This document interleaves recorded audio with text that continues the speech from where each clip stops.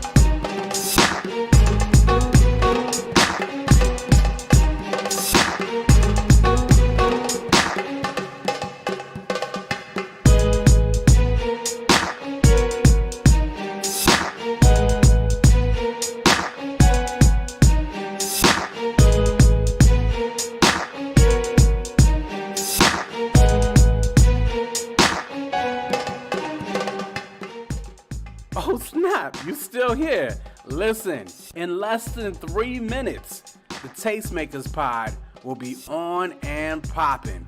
Don't miss Bree, Quote, Trish, and Corey talking about the hottest topics in culture. Again, less than 3 minutes. Make sure to stick with us.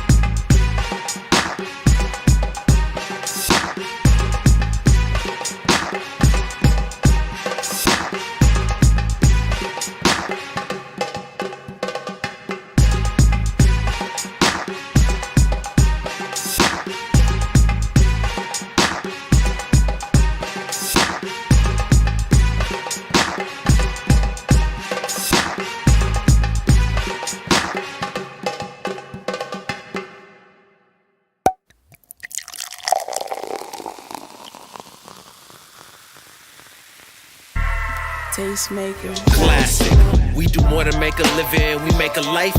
When everything is dark, we are the light. We are the tastemakers. Aight. Let tomorrow tell the stories that we make tonight. I told y'all, patience is a virtue. This is what perseverance will get you. In just 60 seconds, you will be live with the Tastemakers pod. Again, appreciate you guys tuning in, and we'll see you soon. For the new tastemakers, sommeliers came out to play. Classics in the current day. For the movers and shakers, for the new tastemakers, sommeliers came out to play. Classics in the current day.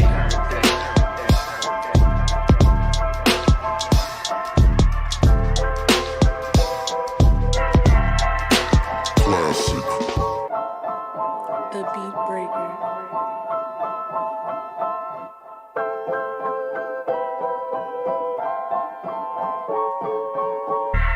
Tastemakers.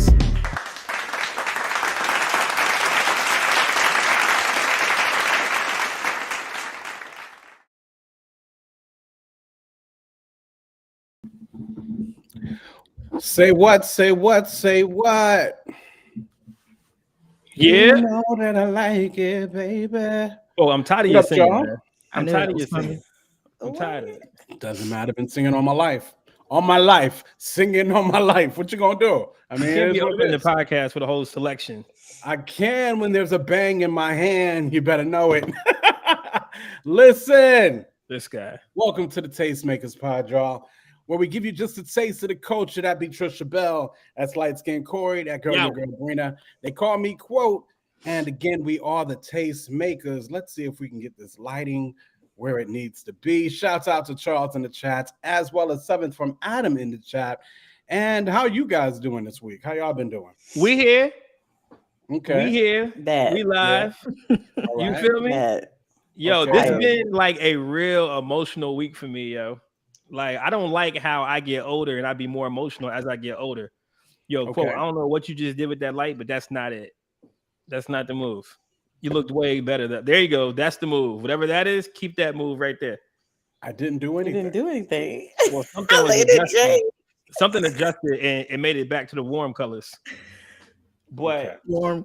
Okay. Oh yeah, it was a yeah, little you had the cool. warm It was colors. on some cool. Yeah. it was a little blue. cool. It was Are blue. we okay now? No, you good. Okay. A little bit, but you'll get it right. So yeah, yo. I had a situation I want to get y'all's opinion on. So the homie's getting married, right? Now, Okay. this is my man, $100,000. Okay, I would die for this nigga. Like, I was there. will Quote, there ain't die no song about dying for die niggas. You. There is. Prince song. Yeah, I die for- would die for Yeah. you. Oh, Yeah, Prince. darling, Yeah, if you want me to. You. Listen, Sorry. if you Oh, wow. read the lyrics to that with the words without the chorus, yeah. it's a total Christian song or a total to a higher power, right? And then you then I Will Die For You comes in. You think about the death of it's crazy. Gotcha. Try to read Well, the I just- verses without the. Anyway, your turn. I got you. So this my man, $100,000. Yeah, I'm saying we ain't grow up together, but we knew each other since school. I've Okay. known all this dude's girlfriends since school. I'm saying I've been there for the engagements, for the breakup Do you know his engagements. girlfriends biblically? No Quote. I don't know his girlfriends biblically. Why would I I know was my like, girlfriends? wait. That's my homie. what? Why would I smash my homie's girlfriends? It's happened before. This is me we're talking about, Homie's girlfriends have been smashed. not by Seagoss. Just because you Wow. know some stuff like that. I'm just saying, it's happened. Your boy wouldn't do that. Y'all gotta watch out for Quote. Anyway, Quote is married, whole wife and kids. You ain't Don't gotta worry matter. about me. don't matter. So anyway, so we've been through a lot together. You feel me? So naturally, I'm thinking he's about to get married. Oh, I'm doing the wedding. There's no question about it. No question about it. I'm doing this wedding. Like, what do you mean? Right? No questions. But he don't want you doing the wedding. This nigga told me I'm not doing the wedding. You feel me? And this is where I have a problem with black church oppression. Okay, let me tell you why. Why I tie this in together. So his pastor gets in his ear. You know what I'm saying? And his pastor. You gonna let that young nigga do your wedding? You ain't gonna let your pastor do your wedding? No, that's what I was saying to him. No, I'm saying that's what he said. That's what. Anyway, go ahead. So pastor gets in his ear and is like, now, mind you, if his pastor wanted to do the wedding, I'd be totally cool with it because his pastor has known him longer than the day I've known him. So I'm good with Okay. that. Right? All right. And they've been through way more stuff together than me and him have been through together. I've just picked up on him since college. You know what I mean? So the pastor can't do the wedding. So naturally, I think that I'm next in line. So Right. he's like, yo, we getting this other pastor from the church to do the wedding. I'm like, hold on, what? Now, another thing about me in this older season of my life, I'm very emotional now, and I'm not holding my tongue as much as I did when I was younger, or I'm not letting people, get away with stuff that I was used to. Like I got questions, I'm gonna ask my questions now. You know what I mean? So I'm like, nah, yo, that's not cool. Because he asked me, was I cool with it? I said, no, it's not cool, and gave him a whole list of reasons why it's not cool.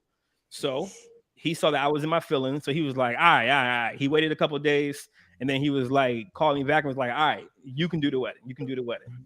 So I said, of course I can do the wedding. What you mean? It's nothing. So Couple more days go by. I get another phone call. He's like, yo, you can't do the wedding, yo. He was like, you can't do the wedding. And this is where I feel like black church oppression comes in. So the pastor got in his ear, and the pastor was like, you're gonna let some single dude do your wedding? He ain't even married. What's that got to do with doing a wedding? No, I didn't know what the pastor said. Let me go ahead. No, it had nothing to do with that. So he was like, the person that has done your counseling, and the person that's gonna walk with you through relationships, and the person that's gonna be there when your relationship gets hard, he probably should do your wedding. Like, I'm not even gonna hold you. Like, that's what this is what the pastor's telling my homie. So I'm like, what? Nigga, I've been there since the beginning. Who do you call when you got issues with you and your girl? You calling me. You're not calling that little pastor dude. You calling me when you figure out, yo, shorty's tripping. You calling me when you figure out. Call and talk to when my girl's having problems. That was me. I'm one of the homies. So you telling me that I'm good enough to call when you're going through something, context. Or when you have all that stuff going on, but I can't do the way. Okay, a word. That's what's up. So I told him, I said, yo, this is some black church oppression stuff, because you scared of your pastor and you don't want to tell him, nah, we good. Corey's gonna do it. It's okay to tell your pastor no. Like, it's not a problem, bro. Like, why Mo, that is true. Mo was in here like, oh, you want my spot flash? Yo, like, why you scared to tell your pastor no, you're not gonna do it, or no, the person you want to do is not gonna do it? I got Corey already. It's a simple conversation. I would have done the same thing. Because it ain't the pastor.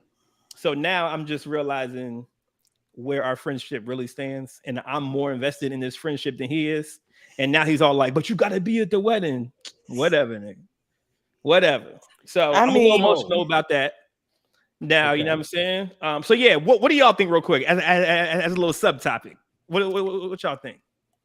I mean, I feel like if he's saying he wants you to be at the wedding, because somebody else said it, maybe he just wants you to be a guest in attendance. Because I know for me, like, if it's one of my closest friends, I would be like, nah, I want you to be in the wedding. Like, I want you to be a part of the wedding. I'm not in the wedding. He wants me to come as a guest. Oh, you ain't even in the wedding? I mean, he's not having nobody in the wedding. Oh, I was about to say that. No, actually, he is. His brother is in the wedding, but that's it. It's just him and his brother, and then the fiance and like one other friend that she has. So I get it. Like, okay. I'll take the back seat to the brother. I'll take the back seat to the pastor, who's your pastor for all these years. But some dude that you don't even know, and some dude that has just been counseling y'all for 4 weeks. Nah, we got problems. Counseling y'all. I mean, I think we got problems. Did you ask him exactly why he didn't want you? I'm sorry. Say what? Perform it? Did I say what? Said, did you ask him why he doesn't want you to do the wedding? It's not that he doesn't want me to. He remember that part of the story where he came back and said, all right, you can do the wedding. So he went to get approval from his pastor. Approval? That's what I'm saying. It's black church oppression. He went to get approval from his pastor, and his pastor swayed him the other way. So now guess who's not doing the wedding? Me. Shouts out to Tasha in the chat. Shouts out to Tasha. Now that's where I'm at right here. What? What'd you say? Go ahead, Brina. No, I just said, is it the pastor that said no, or is he just saying it's the pastor? No, this is my man. No, because quoting is something else, and quoting don't know what he's talking about. He told me verbatim what his pastor said, and I know his pastor, so like I can call the pastor and tell him, "Yo, it's messed up what you did, whatever." Like, it's no issues right there. Okay. But I understand, like, he's still under that whole, like, I mean, I shouldn't say under, but you know how black people respect their pastors sometimes way too much. Yeah, that's the vibe. That's the vibe. So his pastor didn't tell him specifically, Corey can't do it, but he said, "Hey, man, you might want to let this guy do it. He's been walking with y'all. He's counseled y'all. He's gonna be the one calling, checking up on y'all in years." Okay, so I do understand trusting your pastor's like advice, right? Because I do think that is a thing, but it's like, it's okay to say no. Yeah, that's what I'm trying to tell him. But at the same time, I do think he is your friend and he's asking you, yo, just come to the wedding. Like, he's obviously making this decision because that's the best option in his mind. It's his wedding. You know what I mean? Like, for my wedding, I knew exactly what I wanted and wasn't nobody gonna tell me nothing else. So you know what I mean. So if him and his wife have discussed, or his future wife have discussed what they want, and maybe it's not you doing the wedding, but it is you. If he said, I'm doing this, then I would say that's what he wants at this point. No, but it's not, because remember the part of the conversation where he told me, all right, you can do the wedding. And then 4 days later, you had to actually coax him into that because he didn't know. Because he didn't know that I wanted to do it that bad. Because I'm more invested in this friendship than he is. That's how I took the overall thing. Listen. So this is my 2 points. One is going to be reckless speculation, which is, you already said that you don't believe it is, but I'll put it out there. Brina hinted to it. I'm gonna say what it is. I'm gonna say that part. The second part is just something you just got to realize when it comes to friendships, in my opinion. First joint, he could just be hiding for his wife. Just to let you know that. Something that guys do all the time. Yeah. Guys do it all the time. Guys do it all the time. I'm just letting you know. Absolutely. As more of your friends get married, there's a lot of things that a dude will tell you or make a reason about it, whatever case may be. And at the end of the day, it's the wife. Just so you know. Number one, that's my first point or whatever. Number two, I learned in my mid-20s, one of my road dogs got married, and I was not in the wedding. And people were very shocked that I was not in the wedding. And I made a decision then that you got to love people how you love people no matter what. You feel what I'm saying? Like, if that's my friend, that's my friend. That's my friend, even if I value our friendship a tad more than they do. Or even if they just, for whatever reason, on their day, when it's about them, they made a decision for me not to be in the wedding. It's still, I can't get all into a fit about that, and I'm not going to change my friendship or how I love, or how I'm so friendly, even if somebody else is not given the same. I got to though, because I'm going to continually get hurt if I don't, and I'm not going to purposely hurt myself. But I think it might be your perspective, right? I think that you're taking it more personal than you should. And I'm just gonna keep it a buck with you. Like, it's okay to tell him how you feel, for sure. Oh, he knows. But if he's saying right, so if he knows how you feel, and the decision is still the decision, you have a choice, right? You have a choice. You can either respect his decision and still love him as his brother and friend and support him at his wedding, or you can choose not to go fool and make it all about you. Exactly. I was going to say that. That's not how we do. Right. It's a little on the selfish side, especially if he wants you to be there at the wedding. And it's because you didn't get what you wanted. It is kind of like, you know what I'm saying? You don't go because you didn't get what you wanted. It's not necessarily a friend move. Because I know one of my friends. I didn't say. No, I know you. I know you didn't say you wasn't gonna go, but I know it sounds like you're feeling away. Like, absolutely. Like, and you can do it, and then you tell me I can't do it because of some black church oppression stuff. No, I hear you, but again, he didn't tell you could do it from the jump. He was telling you that you weren't gonna do it, but then when you expressed yourself, he changed it around for you. No, but then he had to come back again and be like, "Nah, it ain't gonna fly."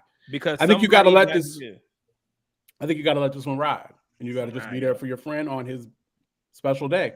This day is about them and only them. Has nothing to do with any of the attendees, any of the bridesmaids, any of the groomsmen. Really, not even really the parents. Even the parents, though the parents like to, feel a certain way on this kind of day. But really, this is about them two only. That's the kind of friend that I would say that we want to achieve and be the standard of being. That's my thoughts on that. Gotcha. So I was dealing with that for a few days. Got a lot of speaking engagements booked up, so that's cool. Been down here in these speaking streets, talking to these adults, talking to these kids. I had a really good sermon last week. It was really good. And then Tank's R&B podcast is really good. Yo, that joint is really good. It is. That joint is really good. And I have to say, really is. I've been watching the clips. I mean, I've been watching the joints come on my YouTube, but I would just never click the button until you sent me the joint with what's his name. And now I feel like I've got to go and click the button every single time. That's a fact. So, I just watched one with Warren Campbell. Oh my Fire. gosh, that joint was ridiculous. Fire. You gotta watch the one with John B. Yeah. That joint was so good. Oh my It goodness. was. Shouts out. I don't know if I gave a shout out to Kiara yet in the chat. Regis in the chat. Shouts out to Reg. I typically let's only see watch here. the ones that from the people that Legacy I know Jones, and that like I follow. Tashan. So yeah, I've done the Jamie Foxx. I've done the Warren Campbell, the Rico Love. He needs to tap in with some more though. Like he need to get Usher up there. He need to get Chris. Oh, Isaac Curry too. I watched the Isaac Curry joint. I didn't Yeah, want that that one. as a career joint. Yeah, that one was funny. Yo, Isaac's like low-key the man out here. It's I've big. been putting in work for a very long time. Very Man. long time. This dude was on the Bad Boy tour. He was on the Yep. Tim McGraw and Faith Hill tour. Yep. Was he singing? He was Yeah, he singing was background. singing backgrounds. Background. Oh, I Hey, didn't know he Tosh sang is background. now a lawyer with a guitar. Yeah, he sang background for Tim McGraw and Faith Hill for 2 years. On Oh tour. wow. Joint's crazy. That's real But dope. yeah, Yeah, no. that was my weekend. Trisha, how your week? Right, I'm tired. When I tell you, I feel like a zombie Truth out here. is, I'm tired. Yeah, I wake up. So I woke up at 5:50 the other day, or 5:30 the other day. Then 5:50, then 6 o'clock today. Either way, it's early. Okay. We take Daryl to work, and then I take the kids to school, and then I have to, get them from school, pick them up from work. So I'm like leaving my job in the middle of the day and then coming back and trying to rush, and I'm working while I'm out. So it's just like a lot happening. And then Nike got this. Sorry, I'm not supposed to say it, but whatever. They have my job has a big campaign happening, and they have a big campaign happening, and it's really big and it's a lot. And I'm just ready to go to sleep. So yeah, that's been my week. Okay. Well, definitely, got to get that energy in. Bang on Yeah. deck. Brina. Green tea on deck. Green tea on deck. Okay, green tea. Hope it do what it do. Let it do what it do, baby. Go ahead. So yeah, this week has been a lot busier, I think, than others this year. Took on a lot of extra projects at work. So Did the those have Holy been keeping Spirit me- say that you could take on them extra projects at work? I probably should have asked him. But Yes, Regis. I probably should have asked him that. But no, it's been cool. It's been cool, but just good busy. That's what's up. As for me and my house, we I'm so I love Bang. This really changes me. It brings the best out of me. I think you all should buy it and tell them that I sent you and tell them we need a brand deal. So as for me, I don't know. I've been a little tired. Like the days slow down. Like they're not moving as fast as they normally move for me for whatever reason. The days have kind of slowed down, but I'm also just trying to structure my days better. Doing so much. I'm involved in too much right now, probably. But all for the good. Let you it know go, what I mean? brother. Like, Let it go. well, no. I mean, I'm not at a let it go point quite yet, because some of it is like just getting started stuff. Like I do the young adults at my church, and I do the teens at my church, and I do the Tastemakers pod, and I run a whole nother business with XRP, and I got a wife and kids, and I work a whole job, yada yada yada, boom boom boom, and much. That sounds like a lot. yeah, Mhm. it is does. a bit. It is a bit, but Because you sound like me, and it's doing too much. yeah. I mean, it might be doing a little bit too much, but thank Jesus for the bang. Thank Jesus for the bang. So Right. No promo without a brand deal. No What promo is without you a doing? brand Yeah, Yo, we need to put some tape on that logo. Period. Period. Because no. Listen, No, so we got these topics for y'all tonight. We actually had a huge topic list that we shrunk down tonight. Like, there was a lot of things going on in culture and just roundabout, whatever, but we kind of shrunk that list down. I don't got no meme. I just remember it. My bad. Sorry, y'all. Sound effects. So, We first need we're going that, to talk by the about way. this whole Ja Morant joint because I don't know what that dude is doing right now. And then we're going to talk about, I noticed that when Ruslan critiques black church Oh my goodness. or black Christians, I be feeling a certain way. So we're I going to feel talk away about about that. all his critiques. And then I forgot you don't. and then Oh boy. let's see here. Then we're also going to talk about the fact that black people might actually own BET soon. Won't he do it? Won't that be something interesting? We'll talk about that. We'll talk about this joint that went around with this dude with the 7 kids and the abortions, and he was just talking stuff. We'll talk about that. And of course, last but not least, we will talk about Chris Rock and his Netflix special and all that actually comes out of that. So it's going to be a fun night. Lots of laugh, lots of whatever. Nothing too serious. Everything, nothing heavy tonight, which is kind of cool. Definitely appreciate you guys joining us in the chat. Make sure to like and subscribe and do all the things. And before we jump into the topics, y'all know how we do. Except for Corey, it's the memes of the week. I guarantee you, quotes meme is whack. But I got one and you don't. I'd rather have no meme than a whack meme. You just did the whole cannabis. That's why 99% of your fans wear high heels. Well, back to you. That's why 99% of your fans don't exist. LL, how about that? Wait, hold on. Can we just, before you do that, I'm just curious. Well, maybe we could come back to it. With Mr. Legacy Jones was saying that he got in a Twitter scuffle with Ruslan about how he was dismissing black people's opinions, and I would like to talk about that. He probably is. Because What? I don't. I would like to understand what that's about. We got a whole topic and segment coming for that. Indeed. So we'll jump into that, and we. I got definitely mad want to hear smoke more for about Ruslan. Mr. Legacy Jones. I love what Ruslan does. So we'll talk about that. But first and foremost, the memes of the week. So let's get into it. All right, this first one is mine. The tongs when I try to open a kitchen drawer.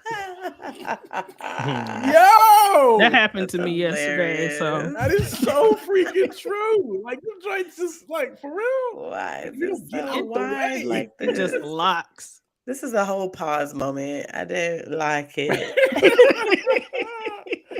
Listen, would anybody know if you in the kitchen trying to? Yes, this every time. All right, what we got? What's next? Okay, and this one is yours. Quote. God, every time Deshaun Watson points to the sky after a touchdown. I don't get it. I don't. Oh, sports. That's right. Deshaun Watson is the dude that was playing a quarterback for the Texans. That all those women come out and said that he was sexually assaulting them in some kind of way. Oh no. Yeah. Yeah. I mean, this was like 2-3 years ago, but now he's gotten traded to the Cleveland Browns and.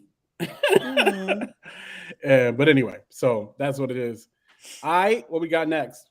All right, and so Regis, he likes happy endings.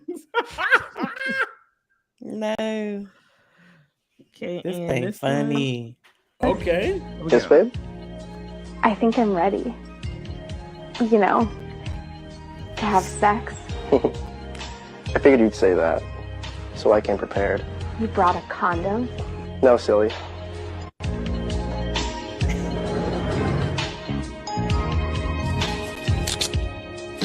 Nick, kind of kinky. I rigged this room with explosives. Premarital sex is a sin. Have fun running in hell, Beth. Nick! Nick! No! Wait! Yeah, that's Nick, funny. please! No!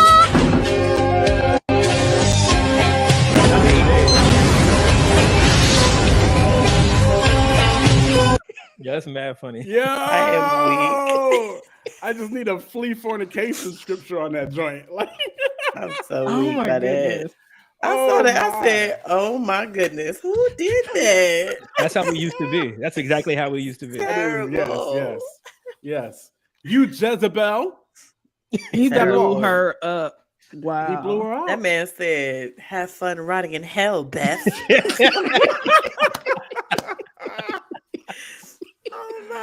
Oh Bro. my God! Shout out to B Plus in the chat. We were so toxic back in purity culture. At the same time, Right. and yes, we were. Kiara, right. At the same time, Kiara. So fornication is bad, but being a serial killer is cool. Crazy. Got it.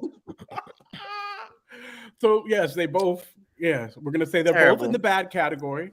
They're both gonna be put in the bad category. In that covered in the blood sin category, repent category. All right, so listen, let's jump into these topics. I see it already that y'all is gonna have a good time tonight because y'all already ready to act a fool. But this first joint talking about acting a fool, Brina, what is going on with your boy? Way too much. Ja Morant is under investigation for several things. He was involved in an incident with his entourage where they aimed a red laser at Pacer staff after a game. He allegedly punched a 17-year-old more than a couple times and flashed a gun. And if that wasn't enough, he made some, statements, got into an incident with a Memphis mall security guard. And then this past weekend, I think the big thing everybody's talking about is the fact that he flashed a gun at a strip club on Instagram Live. He's wilding. So Ja Morant is doing too much. Ja Morant is doing absolutely too much. Hold on, what was his contract, Bree? Wasn't it a $200 million joint? Yeah.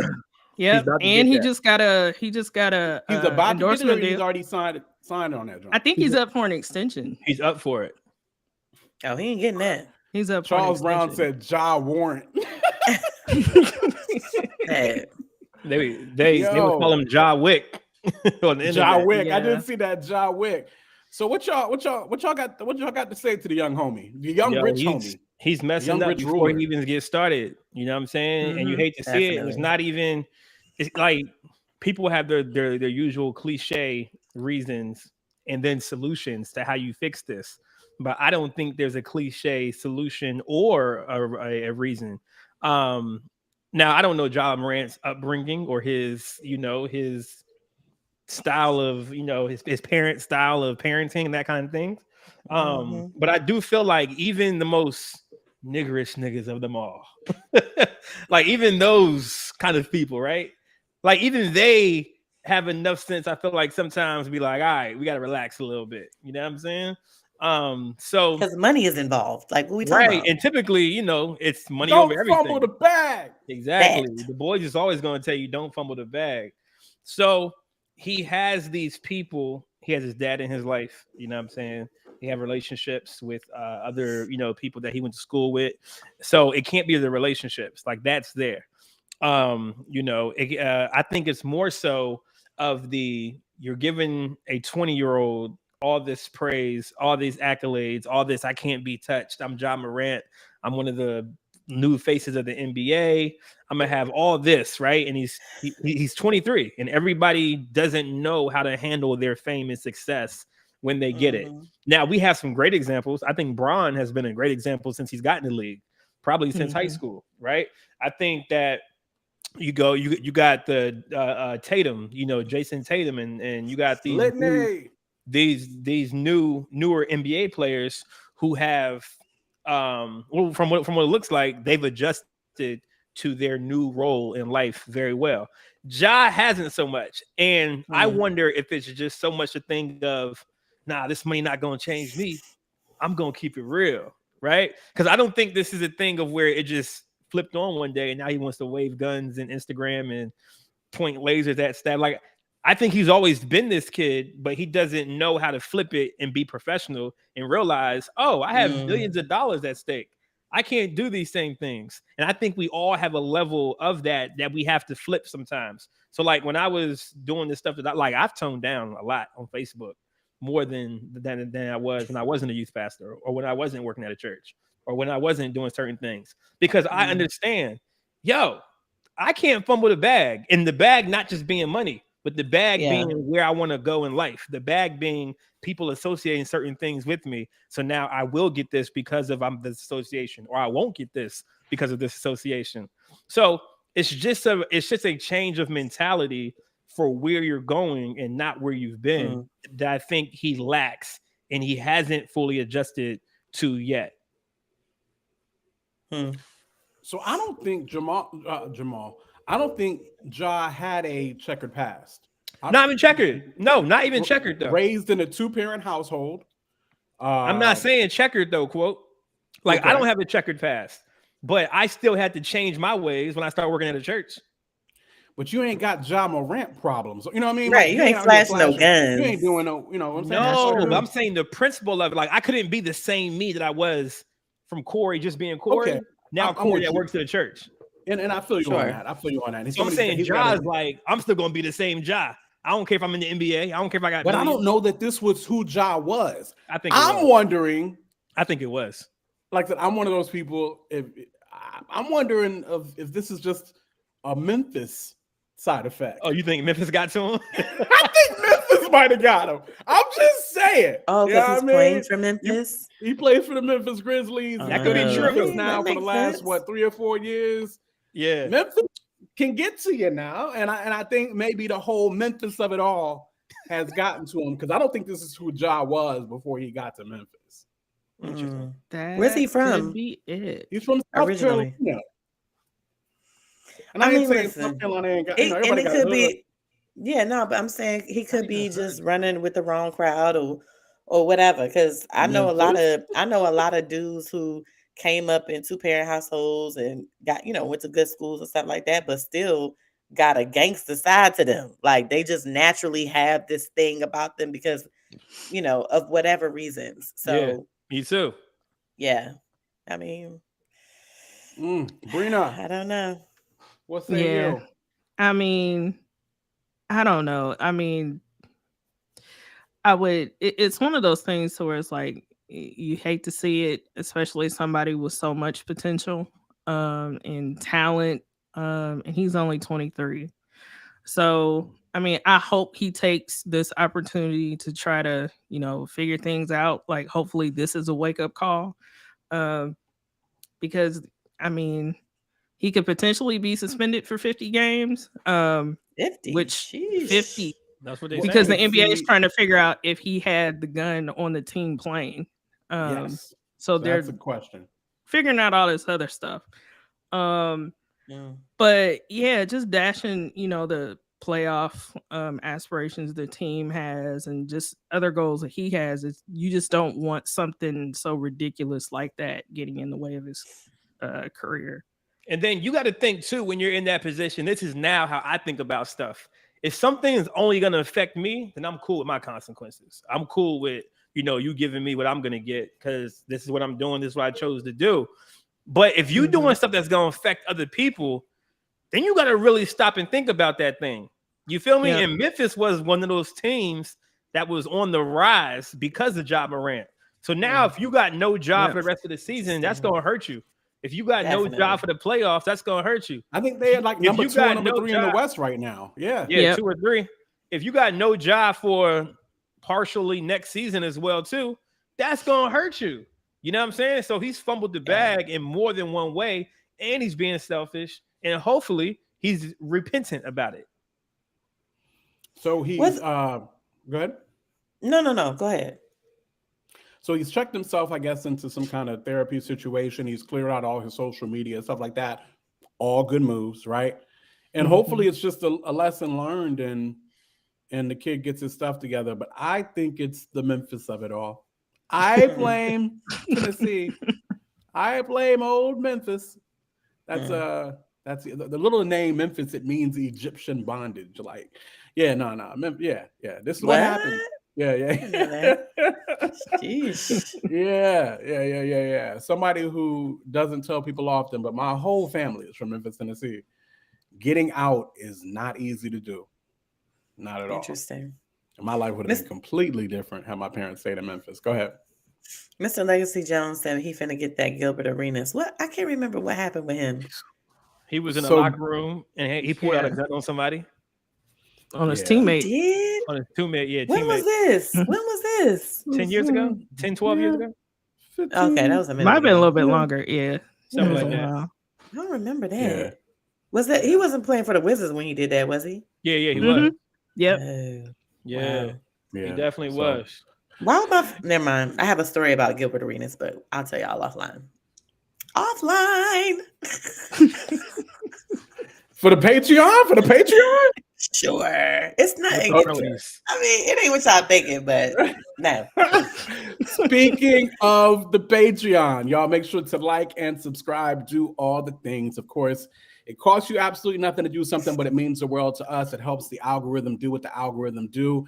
Sends this out to other people who maybe are fresh grown Black and Christian and would love to rock with us here on the Tastemakers Pod. So definitely do that. And if you really, really, really want to rock with us, check out the Patreon. We make it super easy for you. You can just scan your phone right here on your screen, on your TV, on your tablet, on your computer, whatever the case may be. And if you are on your phone right now, of course, we'll have it in the details for the show. But yeah, just scan right there. We've got 3 tiers for you. We got the monthly game night. We got the Zoom call coming up, which is going to be crazy. Of course, we got the legendary Patreon group chat where we act a fool pretty much all the time. You never know what's going to happen in there, but that is what it is. Let's keep the party going. Let's see here. I'm looking in the chat, trying to see what y'all talking about. Not clear of breaking the NBA rules.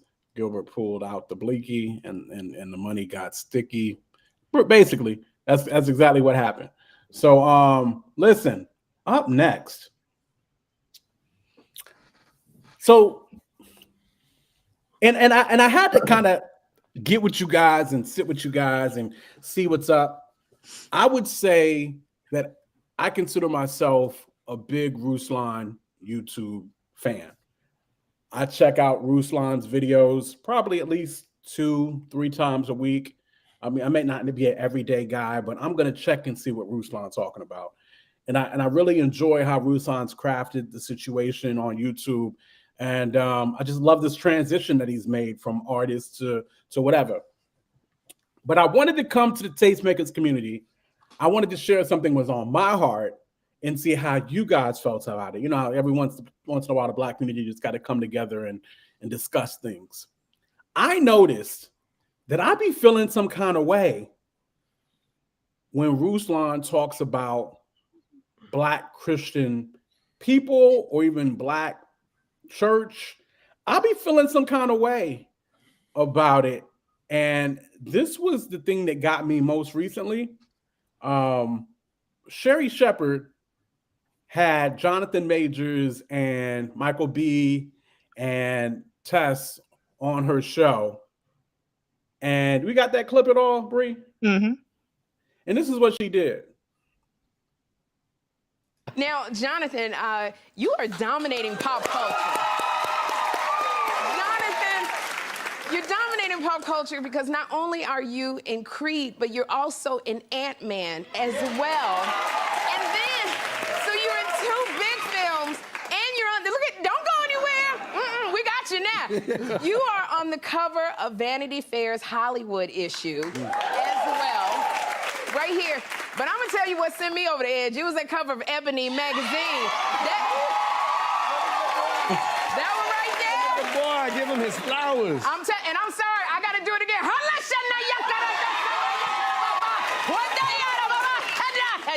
All right. Wait a minute, Sherry. It seems like he got the guns out for you again today. So basically, Ruslan did a whole video about Sherry speaking in tongues at that time during that moment in concerning Jonathan Majors. And for one, Ruth didn't know who Sherry was, which I was like, Sherry Shepherd, what you mean you don't know who she is? And then he didn't seem to really know who Jonathan Majors was either, which I was like it's only like one of the biggest actors, not even just Black actors, just actors rising right now. Anyway, like how would we not know who these cats are? But then, it came from a more theological standpoint, and I guess wanted to get on Sherry about the speaking in tongues thing. And how y'all felt about, yeah. So anyway, of course, we black, we do crazy, stupid, silly things all the time, first and foremost, right? That's just what we do. This is what we do, right?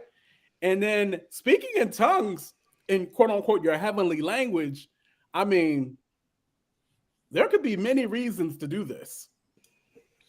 Like, I don't know about y'all, but I used to grow up and let's say a bad thought popped in my head. I would go into speaking in tongues to get the thought out of my mind. Just so, I mean, let's say a lustful thought popped in my head. Speaking in tongues would help to get that thought out of my head. And that was a tactic I used in my teenage and early 20 years as the way to do that, right? But then at the same time, I'm sure cats could speak in tongues from a praise standpoint as well. I wouldn't be surprised. I mean, who's to tell people when and when they can't speak in tongues? Anyway, we black, we silly, we do stuff. I felt some kind of way about him critiquing her, especially since he didn't know who she was, Jonathan was. How did y'all feel about that? And then not only that, but just in general, I don't think it's just a Ruslan thing. I think I might do this to all white creators. And I think Ruslan is just the white creator I watch the most. But I don't like when white folk talk about black church or black Christians. It make me feel some kind of way. What y'all got to say?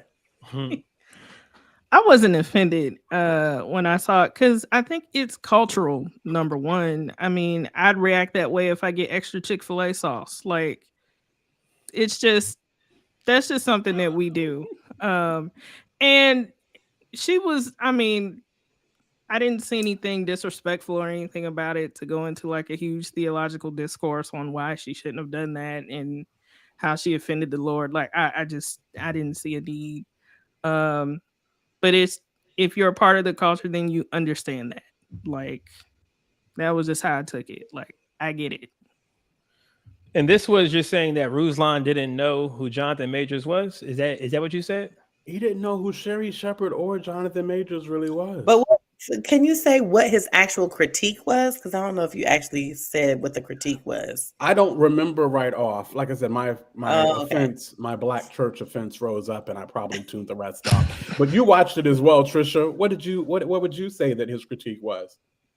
I think he was saying that she was speaking in tongues from a lustful standpoint. standpoint? Yeah, like, I mean, she was being a little extra, but I mean, it wasn't like.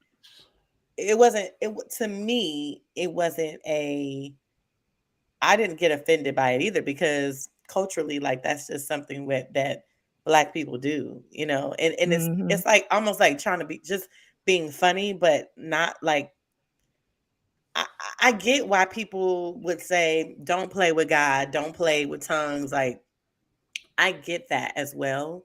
But I just didn't. I felt it was very lighthearted, and I think people in the comments was being extremely extra.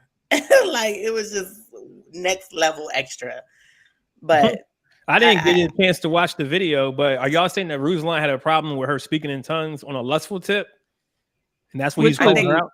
Which would be impossible to do. Yeah, it was tongues and a lustful joint. I'm sorry, Bree, say that one more time.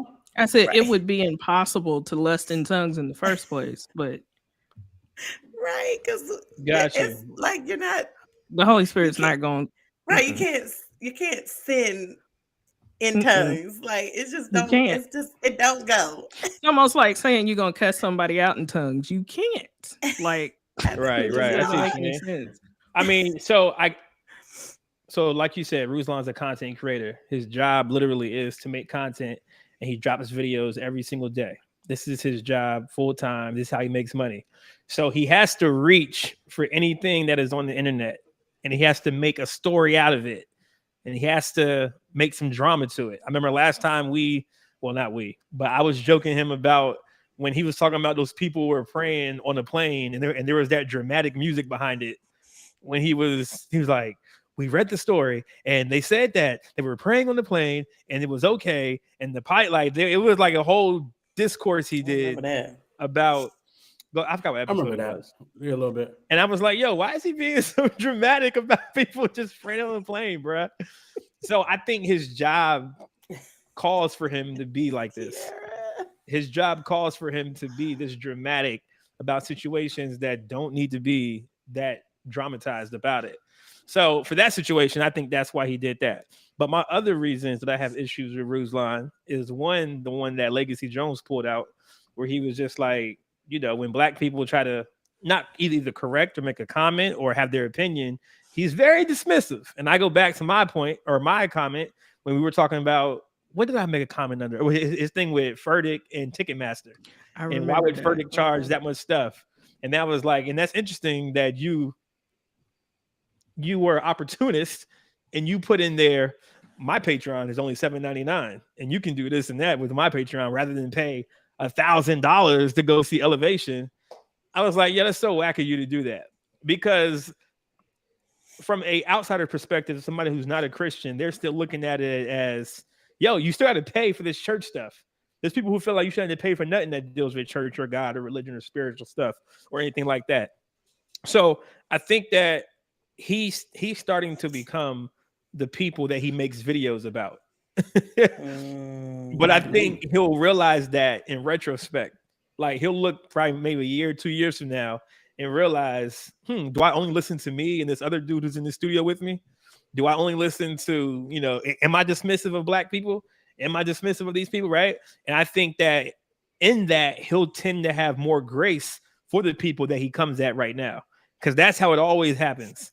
I know it's happened to me plenty of times, where now I have way more grace for people that I attacked, you know, in my younger Christian years, or even stuff that I've been, that I fell from grace from. I now have more grace for those kind of people. So I think it's just a growing experience, but I do think Ruslan be reaching a whole lot. But I have to realize too that this is his job to reach. He has to create content every day, or he doesn't get money. He doesn't get paid. He has to create some kind of, is this okay? Is this not okay? When stuff really don't be a big deal, right? There has to be some level of controversy in order for him to be employed. So, good way to look at it as well. Would you say, Trish? Mm-hmm. So I don't want to speak too much on this. Trish, specifically, speak your mind. I am speaking my mind. I don't want to speak too much on this because Ruslan is the homie, and I understand where people are coming from, but I just understanding his background and him, you know, just being around Black culture, I think I understand why he feels, you know, okay to speak on those things. I don't know. I don't think I've watched enough of his in like the recent months or over the last year. Really, I've seen a couple of his videos, but I haven't. It's so much content that I don't, you know, I ain't got no time. I have no time. I haven't really digested a lot of the current content. So what you're speaking about, even when you had talked about it, Corey, that incident, I was like, oh, you know, like that's interesting, you know.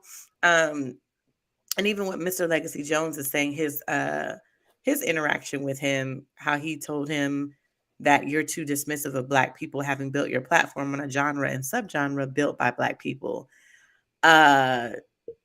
is interesting. I mean, I would definitely, I want to see the conversation because I'm curious why you felt like that. Just curious, like where it came from, and because again, like I said, I haven't been hearing him say things that are, or seeing him dismiss Black people. I've not seen it in action, so I can't speak on that. But like I said, I do. Right. And I didn't peep that. I mean, just because he dismissed you or you felt dismissed, like it doesn't necessarily mean that he dismisses Black people only. So you know what I mean? So I don't know. I don't want to I mean, you got two examples from me and then Legacy Jones. I'm just telling you it's two right there. Sure. Yeah. But in terms of the actual video, I was like really surprised that he didn't know who Sherry Shepherd was. I was like, wait, it was like, y'all know who Sherry Shepherd is? That threw me off.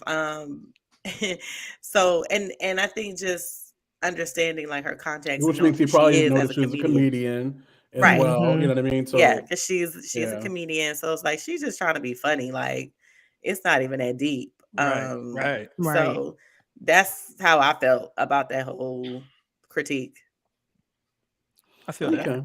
So like I said, it's not a of course it's not, in my opinion, a dunk on Ruslan. I watch and I enjoy a lot of Ruslan's content. We've had Ruslan at Domination a couple of years ago. Love his transition from an artist to a YouTube creator per se, from a rapper to a YouTube creator, whatever the case may be. So nothing like that. I just noticed, and I had to bring it to the community. Like, I do be low key cringing. Like, I think there was even the whole TD Jakes, Sarah Jakes thing where TD Jakes had passed on Woman Thou Art Loose to Sarah Jakes, the conference. And even their critique of that, I just was like, oh, can we please stop talking about Black Christian, Black church stuff? Let's not do this. What was the critique? I'm curious. Now I'm gonna have to go back and watch that. You got to go back. Yeah, you got to go back and watch that. Because I might not be hitting it as right. I just noticed it makes me uncomfortable, and I don't know exactly why I had to bring it to the community to find out why does that make me so uncomfortable. I know I'm very protective of Black church. I am that guy. And maybe Ruslan is the only real white creator that I watch on a regular basis. You know what I mean? So I mean, I can feel you on that too, quote, because I'm now before I wasn't, but now I do feel kind of the same way that you feel when it comes to white people or white church people talking about Black church things as well. Just because they don't know the history, they don't know why we do what we do. They don't understand a lot of things where it comes from. And you're not gonna, I don't got time to explain everything to you, why we dance the way we dance, why we got tambourines, or why we have praise dancers, you know what I'm saying? Or like culture and things like that. So when they make fun of it, I now try not to just laugh along, because you don't want to be the odd man out, but I try to make it noticeably uncomfortable for them. Hold up, wait a minute. Judon said his moderator got him banned. His moderator? What happened? Yeah. What are you talking about? His moderator on the chat, on the live chat on YouTube, got him banned. What happened? Oh no! Give us some more details on that, Judon. But yeah, that's 3 Black dudes right there. Like I ain't ever had an issue. So Ruslan's moderator. Yeah, I think I'm, yeah. Oh, okay. Yeah. Wow. So I've never had. It's probably that white dude that be in the studio with him with the pimples on his face and just agree with everything he say. What is that? Corey, Corey, cut it out. It's probably him. Cut it out. That dude don't never disagree with him, bro. Corey, am I tripping or not? Y'all I watch don't know. I don't watch it, and I really you watch it. Don't watch it. Does Zach ever disagree with? I've never seen it. I've never seen it. He says yes to everything. I think I remember maybe once, but for the most part, no, of course not. But would you disagree with your employer on a regular basis? I would. It makes for good show. I have, yeah. Listen, I just had a whole conversation with y'all about. About this whole Black church oppression thing and why I think homie is scared to disagree with his pastor. But that's just me, though. Okay. Yeah. So I mean, like I said, I find it easy. I think Ruslan's probably the only white content creator that I watch on a regular basis. The rest of the cats I listen to, if they're white, it's normally just on some sports type stuff. You know what I mean? So it's not something that I deeply care about. But it is sometimes I do find it interesting. In me personally, hearing white folk talk about Black culture things, because even when I'm watching my sports joints, they don't be knowing stuff, and it just be bothering me. I'd be like, yo, but listen, man, 70% of the league is Black. Like, I'm gonna need you to know who Babyface is. I'm sorry, I was watching something. They were talking about the Super Bowl. The white people didn't know. It was like these 2 people are singing in the joint, and there was this guy named Babyface. And like, you don't know who? Oh, gosh. And it just annoys me. But anyway, you know what I mean? Because that's white privilege. That's what it is right there. We have to know this stuff. Yeah, facts. We can't not know their stuff. Oh, absolutely. You know what I'm saying? Absolutely. Like we have to know what it is. We have to know their actors, their music. We have to know it all, especially even in a church context. Yeah. We have to know. Yeah. That's the privilege of it all. And I think that's what annoys me a little bit. Charles, I didn't want to be on that. Charles said, "I fully expect this conversation to end up on his radar. Y'all finna be on one of his upcoming clips." Nah, I doubt it. No, Listen, I've got it. I mean, I don't think so. we've We're already not talked. that I got famous. it as soon as Oh, we you already talked to finish him? this though. No. I'm saying I already talked like to you. Like I'm gonna hit him up. I'm gonna hit I'm gonna hit a friendly. I got his number, but I'm gonna hit him on the DMs on Twitter because that's just normally where I hit him and just kind of give him a friendly. Hey, we talked about it for one because I low key do want him to understand that. Because I think he does have respect for the community, right? You know what I mean? His wife is for sure. He respects hip hop. So I believe he's got respect for the community. So I don't not want him to hear this.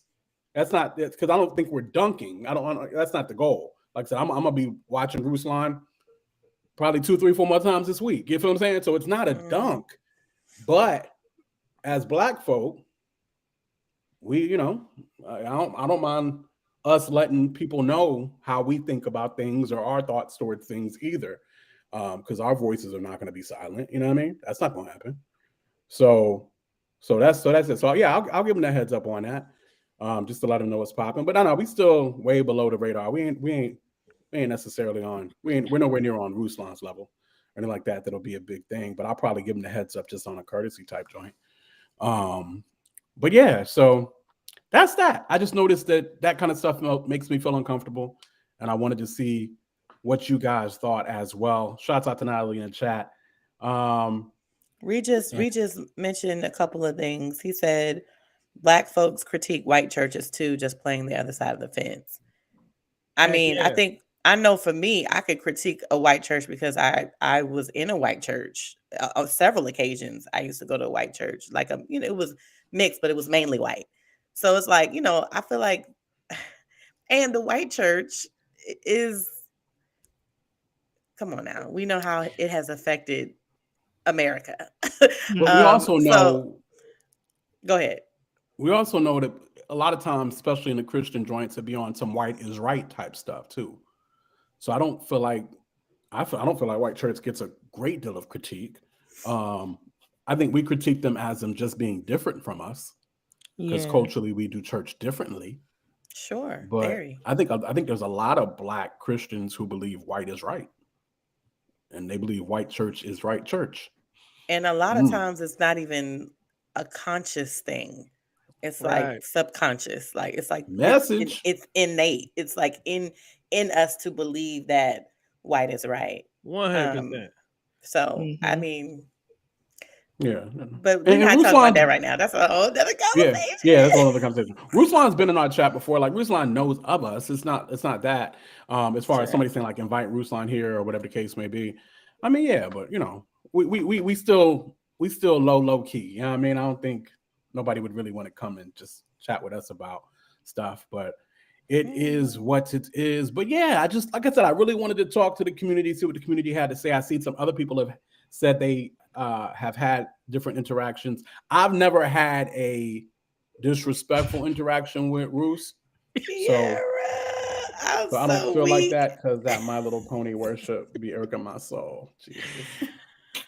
Regis, you saying your criticism of the white church be comedy? What are you saying? Well, we make everything a joke. When we do it, it's comedy. Yeah, because it's two completely different experiences. Like, you go to a Black church, you expect to see one thing. You go in a white church and you see somebody sitting in the pulpit with a cello, and it's like, okay, so what they gonna do with that?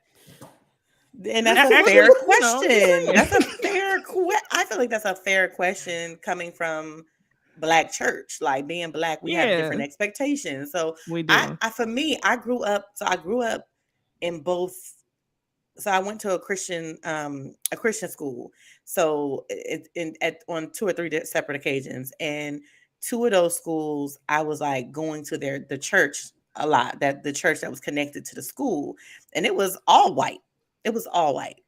And then my stepmom used to take me to this all white church, and then I was in a deaf church, and it was mainly white. So there's a lot of like, for me, I was just like, oh, okay, this is different. And I feel like they was nicer but that's a whole other conversation. So my critique wasn't about that's funny. They were. I guess my perspective is just very different. as it relates to white church, like actually seeing it, being a part of it is just different. Yes, they do have that kind of My Little Pony worship. Sure, it's very, airy and light. Very airy and light. It's But I unseasoned think worship. it's a little Very much. unseasoned. It's a little unseasoned. But I mean, even the Deaf Church they would go in because the thing Wait a is they had minute. a choir. They had a Wait. choir. Listen, I wouldn't know they how had to. a- I couldn't be. I would not know how to Listen. act, girl. Listen, they had a choir, but the choir, there would be like a couple of hearing people within the choir, and the pastor was a part of he was like leading it, but he would play like Ron Canoli, and they would be in there signing in sync, and it would be dope. It was like true worship, but in sign language. It was like, yo, this is so crazy. I know it sounds wild, but That it was sounds dope. wild, Like, It does sound wild. It I would was love to really experience that dope. one good time. honestly, it was really, I mean, if you've seen an interpreter, like y'all see the interpreter at Rihanna for Rihanna's joint, Yep. it'd be just like that, but worship music. Like Right. honestly, like everybody in there going in, like just signing, and it's different. But anyway, I say all that to say different perspectives of the white church. My critique is a bit different. Yo, it's crazy too when you say that, because so I got kind of the same background here recently, where I grew up in all black church, but now I'm in not all white.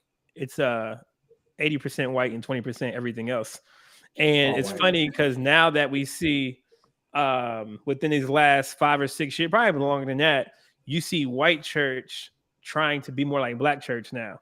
And they're looking for the black worship leaders. And they're looking for the black people to be in leadership. Yep. Like, I think they really understand, yo, this ain't it. Like, we got to change it up. Like, we got to, do something different. And then too, I think access is a part of that.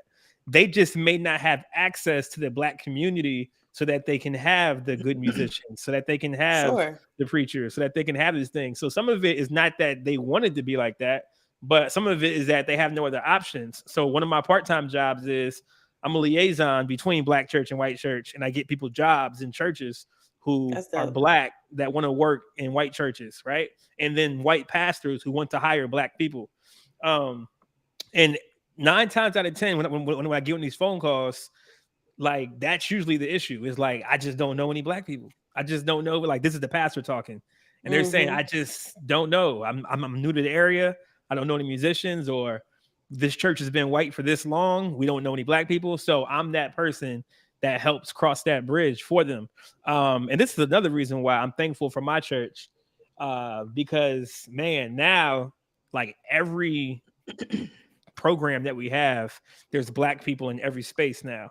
And it's super good to see from a consumer standpoint, if you will, somebody looking for a church, you'll see black people as a pastor, as the worship leader, as, the care pastor. But like, we're in kids pastors and things like that. We have leadership roles in different parts of the church. So, and then even now we're having a black, we have this thing called the Black Experience. And you can now, black people are going to meet on a quarterly basis. And like, they're going to be like, okay, what's your experience like here at this church? How can we make you feel comfortable? What have you seen? I love it. Right. I love it. We just started that. So me and my man Shaq and DeAndre too. Actually, to be honest, this is all DeAndre's working. I'm not sure if y'all know DeAndre. You guys probably don't. She's a black woman who works at the church, and she was the one pushing for this. But for some reason, they really did it when like me and Shaq were like, no, we need to do this. That's a whole other story. But black women always coming through. You're right. All kudos to Deandra Lily Mae Clark. She made this happen. You know what I'm saying? Lily Mae, huh? Oh, Lily Mae did it? That's not her real name. Oh, okay. I just call her Lily Mae. I give people fake middle names. So like, now we have this black presence where people can see it and can talk and find other black people in spaces inside our church, that I don't think a lot of white churches are doing that. So kudos to my church, Hill City Gang. What's dope? No, that's absolutely dope. Dope. Just trying to see what's in the chat here. Of course, we went in on that topic for a minute. We did. Expected to be on that topic for that long. Matter of fact, I thought we was gonna hit it and get it off, but we didn't. And that is okay too. Yeah, I just Yeah, that is what it is. So let's go ahead and get into the next topic here. So Goss. Yo. Black entertainment television might actually be finally. Ooh-wee. Speaking of BET, so glad you brought that up. Mm-hmm. All right. So we got Bob Johnson. And what's the other girl's name? The light-skinned chick? Deborah Lee. Ooh-wee. So apparently the tea Bob is was piping. hitting that. Bob was hitting that. Oh, Bob boy. was hitting that. Bob was going crazy. And they was both married too. Bob was going both Dougie on that married. thing. You understand me? Listen. I cannot. So wow. She came right out. I just found out the tea today. You know what I'm saying? That apparently, I forgot what's her name again? Deborah Lee. Deborah Lee. She's like the current CEO, right? This is not the topic. She though, is. yes. No, it is. They both own BET at a time, so this is important. It is important. So Deborah apparently, didn't own BET ever. She wasn't she she was a CEO? Yeah. You own it. You CEO? No, not necessarily. Technically, did Bob own BET or was it Viacom? No, Because he Viacom owned got it. He and owned sold it previously. Yeah. Sold it to Viacom. Yes. Okay. That's how you do. He was the original owner. Yeah. So they was having they little mix up, they little entanglement, and all that came out today, or not today, but all that came out. I just heard about it today. She wrote and a book. Interesting because now on the heels of all that, then you hear about them trying to sell it. I think to Tyler Perry. So wait, she wrote a book, bro? I'm sorry, bro, I didn't realize that. Yeah, she wrote a book, and I think this is just the beginning. I mean, I think since Good Morning, it's probably not the beginning, but since the whole Good Morning America thing, I think you're going to see more networks talk about. For sure. More network CEOs will come out and all that kind of stuff. So anyway, yeah. I mean, I'm still waiting on my ESPN doc because I'm really want to see what's going on at ESPN. I feel like nobody likes Stephen A. Smith. I feel like this is mad drama there, but that's not the story. All right, so let me stay on topic. All right, so boom. Yes. BET is allegedly up for sale, and Tyler Perry might be the one that's going to rescue him.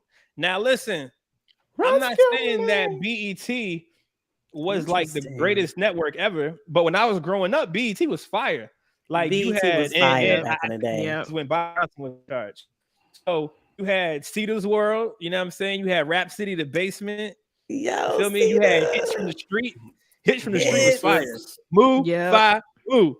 You know he be on random stuff now. He be random, like I be seeing him. He do. So like BET had its golden era. You know what I'm saying? When I feel like we were growing up. You know what I'm saying? The millennials had Donnie Simpson.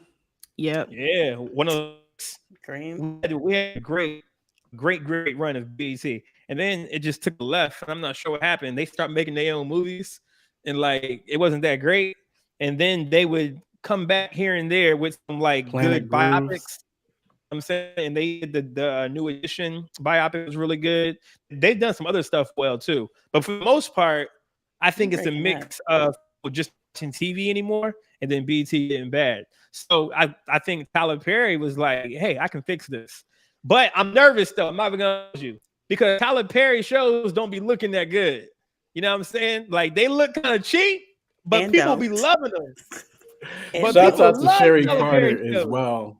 But at the same time, if anybody can make BET work, it probably is Tyler Perry. I think about the argument when Irv Gotti wanted to be the president of Def Jam. And Irv was like, yo, I need to be the president. And you can't disagree with him. He was there from the beginning. He has the passion for it. He knew what he was talking about. And now, you know what I'm saying? So I think this Tyler Perry move, although it may not work out as far as the way stuff may look, may not get better, I think he understands the culture. And Tyler Perry literally, I think he's more about people than he is more about money. And I think that's why he has a lot of money, because he's more about people. And we need more people like that in these high positions. So I'm for the Tyler Perry move, 100%. What do y'all think about this? Not only just Tyler Perry, of course, Byron Allen as well, who owns the Weather Channel, and a bunch of other local networks and stuff like that. The Griot, different things of that nature. Byron Allen is in the mix for that too. I do lean towards more of a Tyler Perry joint. I think Tyler Perry is finally getting to the area I think probably within the last 3 or 4 years, where he's starting to learn how to delegate. I think that was Tyler's issue for a long time. Tyler had to have his hand in it all. And everything. You know what I mean? And I think he's finally learning how to delegate. And of course, if he was to do something like be a majority owner of BET, delegation would be very, very important. Though, again, I do think it would be in good hands with Tyler. And I think that's a look. I feel like Tyler looks good with it. Plus, he's already involved in the BET streaming app joint and whatever the case may be. Byron Allen, I'm not against it. I'm not against that move, but I think I'd rather see Tyler do it. That's just on me. Yeah. I feel that. But who else would do it if Tyler ain't do it? Who else would buy it? I don't know. Tyler already owns a minority stake in BET anyway. And his content is already driving BET Plus. It is. So I think it would just be a good fit if he purchased it. It would just make sense. But I'm just kind of interested in seeing what that deal looks like, because I don't know if he can purchase it on his own outright. Maybe him and Byron would have to team up and do a deal. I don't know. We'll just have to see. But that would be dope. I feel like it would be. I mean, even my homegirl is killing it over there at the Griot. Shout out to Christina Faith. They're coming up with some really dope shows. So I feel like even if they did collaborate, come on now. First of all, having a collaboration of those two men who got money, they got like. It's too much. Yeah. I think they're both too alpha. They're both too owner. I can't see them being able to come together and make it work. Maybe I'm dead wrong, but I can't. You might be they're right. Both way too alpha, in my opinion. Or maybe a black woman in Tyler. I don't know. I think that would be awesome too. If I had the money, I'd be like, let's go. But ain't there yet. We just brought up Oprah. Quite. I know Oprah would be dope. I don't think Oprah would do it though. I don't think Oprah can't run BET. But then again, she's got her own network. What do we want to see from BET? Like, who is BET's target audience right now?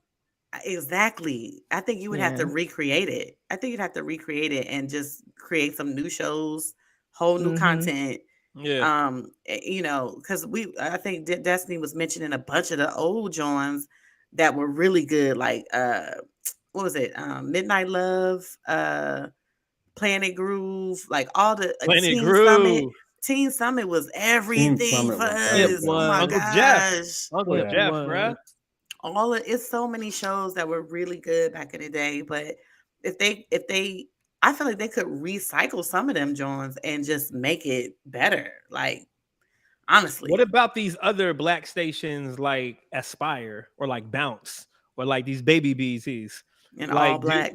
Do you feel like those need to, in order for but in order for the new BET to work, do those kind of gotta go out the way, or do we just put all our, or are we cool with the different ones? Yeah. I like there being different. I like there being many and different, even if they're smaller. Ain't no need for us to all just have one. Like, listen, we used to only have BET back in the day. I want us to have. I love that we get representation on CW, on Bounce. On all of that, you know what I mean? CW low key is a black network. Low key it is. Low key it is. Yeah. Low key, very low key it is, in my opinion. I mean, I feel like UPN back in the day. Oh my UPN was super black, bro. It was. Yeah. Bounce Network is a little shoddy. But I do feel like some of those different networks, they specialize in particular things. Some of them have like, the comedy shows. Some of them have just movies, like mainly movies. So I feel like if BET came out and did like some other like meaningful type shows, but because I'm thinking about Teen Summit, right? There is no other show like a Teen Summit. Right. Like who's talking to the youth? Who's talking to the youth? Right. You know what I'm saying? And have it engaging. Like it was very engaging. They would have the teens on the show, having interviews with them on the spot, having special guests, music guests and stuff like that. Man, I actually have a show that I want to pitch to one network. But I feel like if they could do something unique and special, man, they could turn I think some around. way Charlamagne's got to get involved in this as well. Oh, for sure. Because he has the. I think so too. Mo 314 said John needs Teen Summit. He said what? Ja needs Team Summit. Oh, Yes, gotcha. Ja Morant, get him some Team Summit. That's a I'm very with true. you. I think Charlemagne would be. I think that'd be great for Charlemagne. Like Charlemagne, Like BET Charlemagne needs to is like doing- work with him on some level. Yeah, You what know what I'm Charlemagne saying? is doing For real, he's with one of the pod top effects, 5 black people in media that are pushing for sure. actually black culture forward. And not just like saying what people want to hear. You know what I'm saying? But like he's actually making stuff move. So I think in that whole in this whole thing, Charlemagne's got to throw his hat in the ring at some point. I feel like so he can't afford it, but he could definitely help. Be some executive to help. Bring creating some of the shows. Like they need to like contract him to do something. Like absolutely, I agree. And I mean, we gotta throw some. I'm just thinking about some Black women who are doing things similar. I don't know why I can't think of anybody right now because my brain is sleepy and tired. But man, I just want to see something fresh, something new. I know, something fresh, something new. From BET, that would be dope. Amanda Seales, yes, thank you, Kiara, thank you. First of all, I love Amanda, and she has a really dope show that she does on YouTube. The Black Smart Funny situation, like even having that as a real like show on a network would be so fire. Come on now, let's get Amanda in there. Let's get Shonda Rhimes. Of course, she got. I mean. It's so many Black women out here who are creating amazing content, and even some of the content creators online who are doing things regularly on their Instagram and TikTok. Like I want to see those come to life. And Issa Rae, of course, Issa Rae, she's yeah, they need to reach definitely out need Issa Rae. Definitely need there's no reason why Tyler, like I said, if Tyler was to, he could easily make a phone call to Shonda. Hey, Shonda, I just need one show. Hey, Issa, I just need one show. You know what I mean? Yeah. Hey, and we'll give you the budget, do what you need to do. I mean, just all of that, man. I mean, be awesome. Listen, I don't see why we can't get Black Lady Sketch Show on BET instead of HBO. You know what I mean? I'm just saying. Right. Agreed. Come on, Tyler. Make this work, Tyler. So, I would love to see it. I would love to see where that went. It would definitely be a good space. And I think what YouTube is proven is Black people are enjoying a lot of long form talking content.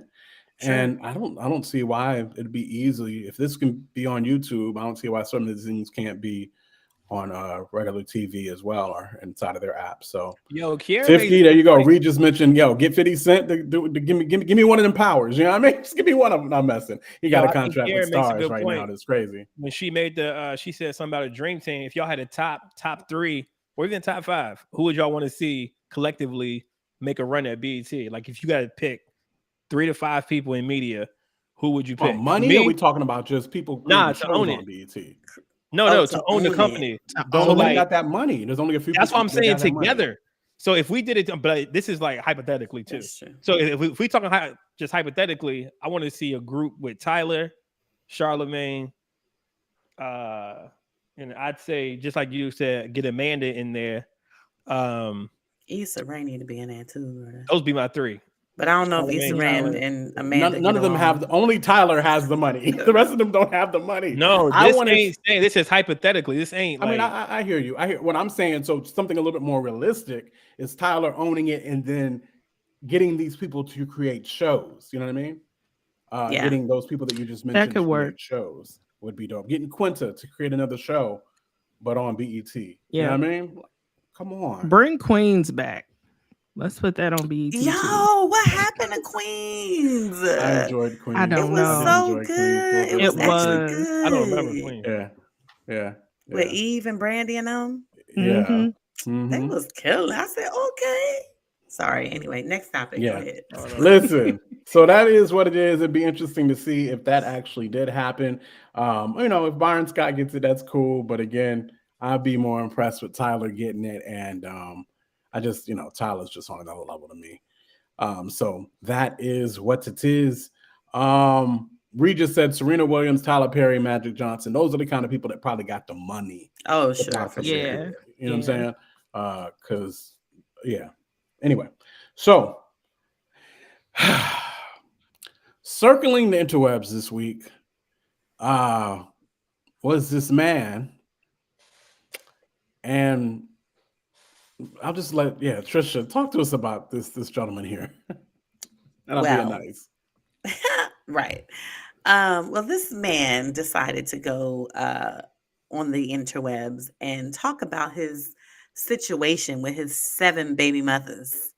And he let the world know that he told them that he ain't want them babies. He told them. You got the video?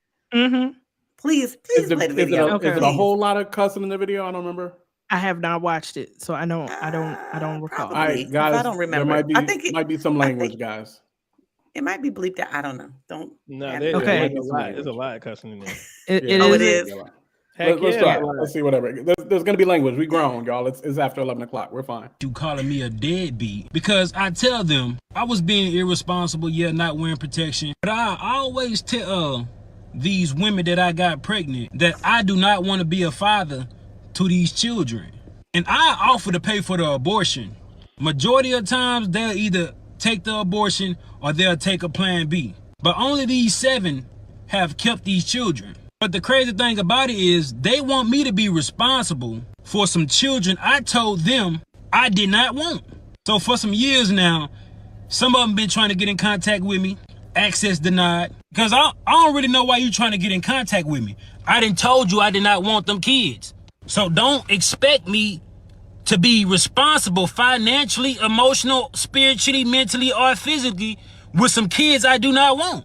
And I don't give a fuck what nobody think about it. You're not going to force children up on me. Yeah, we both made the decision to lay down and have intercourse. We both was irresponsible about the decisions we made that night. Yeah, I could have pulled out, but I didn't.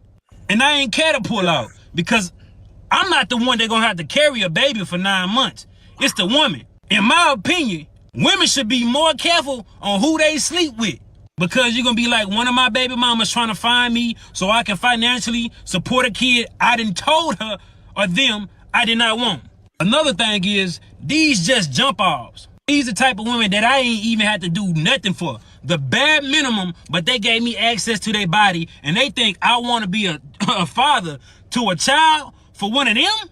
Like, I don't even have no type of love for these women. How do they expect me to love these children? Before y'all say, oh, he irresponsible, he a deadbeat, he don't take accountability. Yeah, I do. I just don't give a fuck. You ain't gonna force these children on me when I told you I ain't want them. Yeah, I can offer to pay for abortion, but at what point can I force a woman to go get an abortion? I cannot. A woman say, my body, my choice, but he says my life, my choice. So I agree with him on one thing. He did make a point. For the birds. Pulling out is for the birds. My gosh. Like, who wants to do that's that? not the part that I was pulling out is for the birds. Yeah, that's not.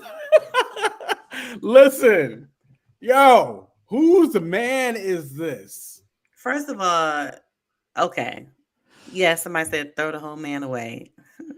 One word, vasectomy. Exactly. Thank you, Destiny. Yes. I will say this, a point that he did make that I think we do kind of like create this like double standard when it comes to women. So like when women get pregnant and they decide to have an abortion or they decide they don't want to have a child, many people do not critique them or get mad at them, or there's no like real critique. For this man to say, I did not want these children, I did not want to have kids, I told them that I did not want to have kids. One thing I will respect is that he was upfront. Hey, I don't want these kids. Now, I am not excusing any of it. It's not a matter of excusing. I just want all ladies to know being upfront that's part of a lot of guys' game. Well, I told you from the jump. Sure. That's game. Sure. I told you I wasn't looking for nothing serious. I told you being upfront is part of the game. But go ahead. No, yes, that is for some, probably a lot, for sure. I do think it's interesting how we treat men and women when they make the same, you know what I'm saying? Like, it's just different. It's a different, perspective and a different critique that we have for men than for the women who end up in these situations. But either way, I don't understand how he says that he's not responsible if he has told them that he doesn't want. It's like, no, sir, you did the act as if you wanted to have children, so you have to pay the price. Period. I don't care. I don't care if you've already said it. Your actions showed something else. Okay? Therefore, you must pay the price. And if I was one of his baby mamas, which I would never be, he would be paying. Period. Yeah, I don't. After that video, especially with the how viral the video is going to go on, like somebody going to find him. He going to be paying. But absolutely. Well, only one way that he's getting out of stuff. Well, however he makes his money is completely off the books. Sure. However he makes his money has to be completely off the books. And so I believe, which means he probably into some, which means the government should be looking for him anyway. Anyway, all that to say, yeah, dude was utterly wild. And I just don't understand how you can have kids out here with your DNA. I don't get it. The kids out here with your DNA, they're your kids, and you don't want nothing to do with them. That just make no sense to me. Like I said, I can understand you not wanting nothing to do with the baby mamas or whatever the case may be. I get that. Not wanting to have nothing to do with the kids. I don't understand that at all. That makes no sense to me at all. But there's so many things wrong with what he said. I will say this, ladies, single ladies, all my single ladies, please take what you just saw, watch that video over and over and over and over and over again, and reverse engineer that mug. Okay, like for real. Just listen to me. I can't even explain it right now. Just watch that video and reverse engineer that mug, because you don't want to be with that one at all. Ladies, we do need to be careful, honey. Listen, the D is not worth it, okay? To be going through all of that foolishness and mess and mayhem, it's not worth it. No. Yeah. And he can sign over the rights. He can sign over his rights, but it's going to be a process, and the process might take a while. And in the meantime, he's going to have to pay. I don't think he's going to be able to get out of paying. I don't. I do not. It's like I said, either somebody said earlier, either he broke his mug or he make his money completely off the books. Yeah. Completely off the books. This is evidence now, so. Right. Right. Oh, Judon, you made a great point. I'm sorry. Judon made a great point because I wanted to say this when he was talking. He said, and 7 of them kept them, which means 7 of them. You've gotten more women pregnant than 7. Yeah. No.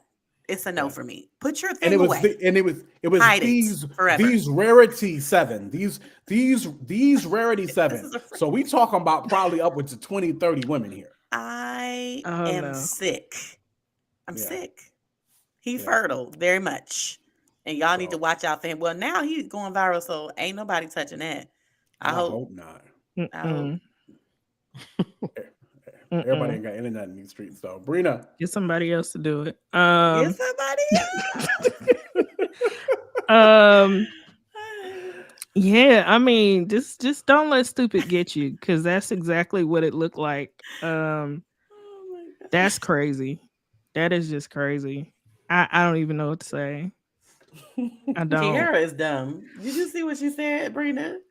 Diseased rhinoceros pizzle. No. Absolute no. Listen. Oh, gosh. Man. So, Goss. Wait. Y'all's comments is killing me. Yeah, they acting a fool in the chat. But Goss, you were saying?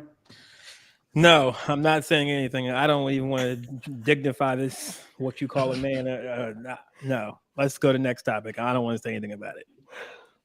Yeah, just ladies, again, just every word he said, just completely dissect that and make sure just to reverse engineer that whole situation. Because if you end up with a dude like that, no. it's not a good look. Yeah. Yeah. And I don't even know what he got. Well, anyway, again, not a good look. That is what it is. So, last topic of the night. The get back finally happened. Your man Chris Rock did the first official live Netflix special, or Netflix anything for that matter, this past weekend. Of course, we're talking about your man Chris Rock. He did the special, was called Selective Outrage. And, you know, in classic Chris Rock fashion, I mean, of course, we have to, no matter if you like him or not, you have to consider Chris is a comedy legend. And, you know, he did what he thinks, and there was a lot of stuff going on, but the last 10 minutes of that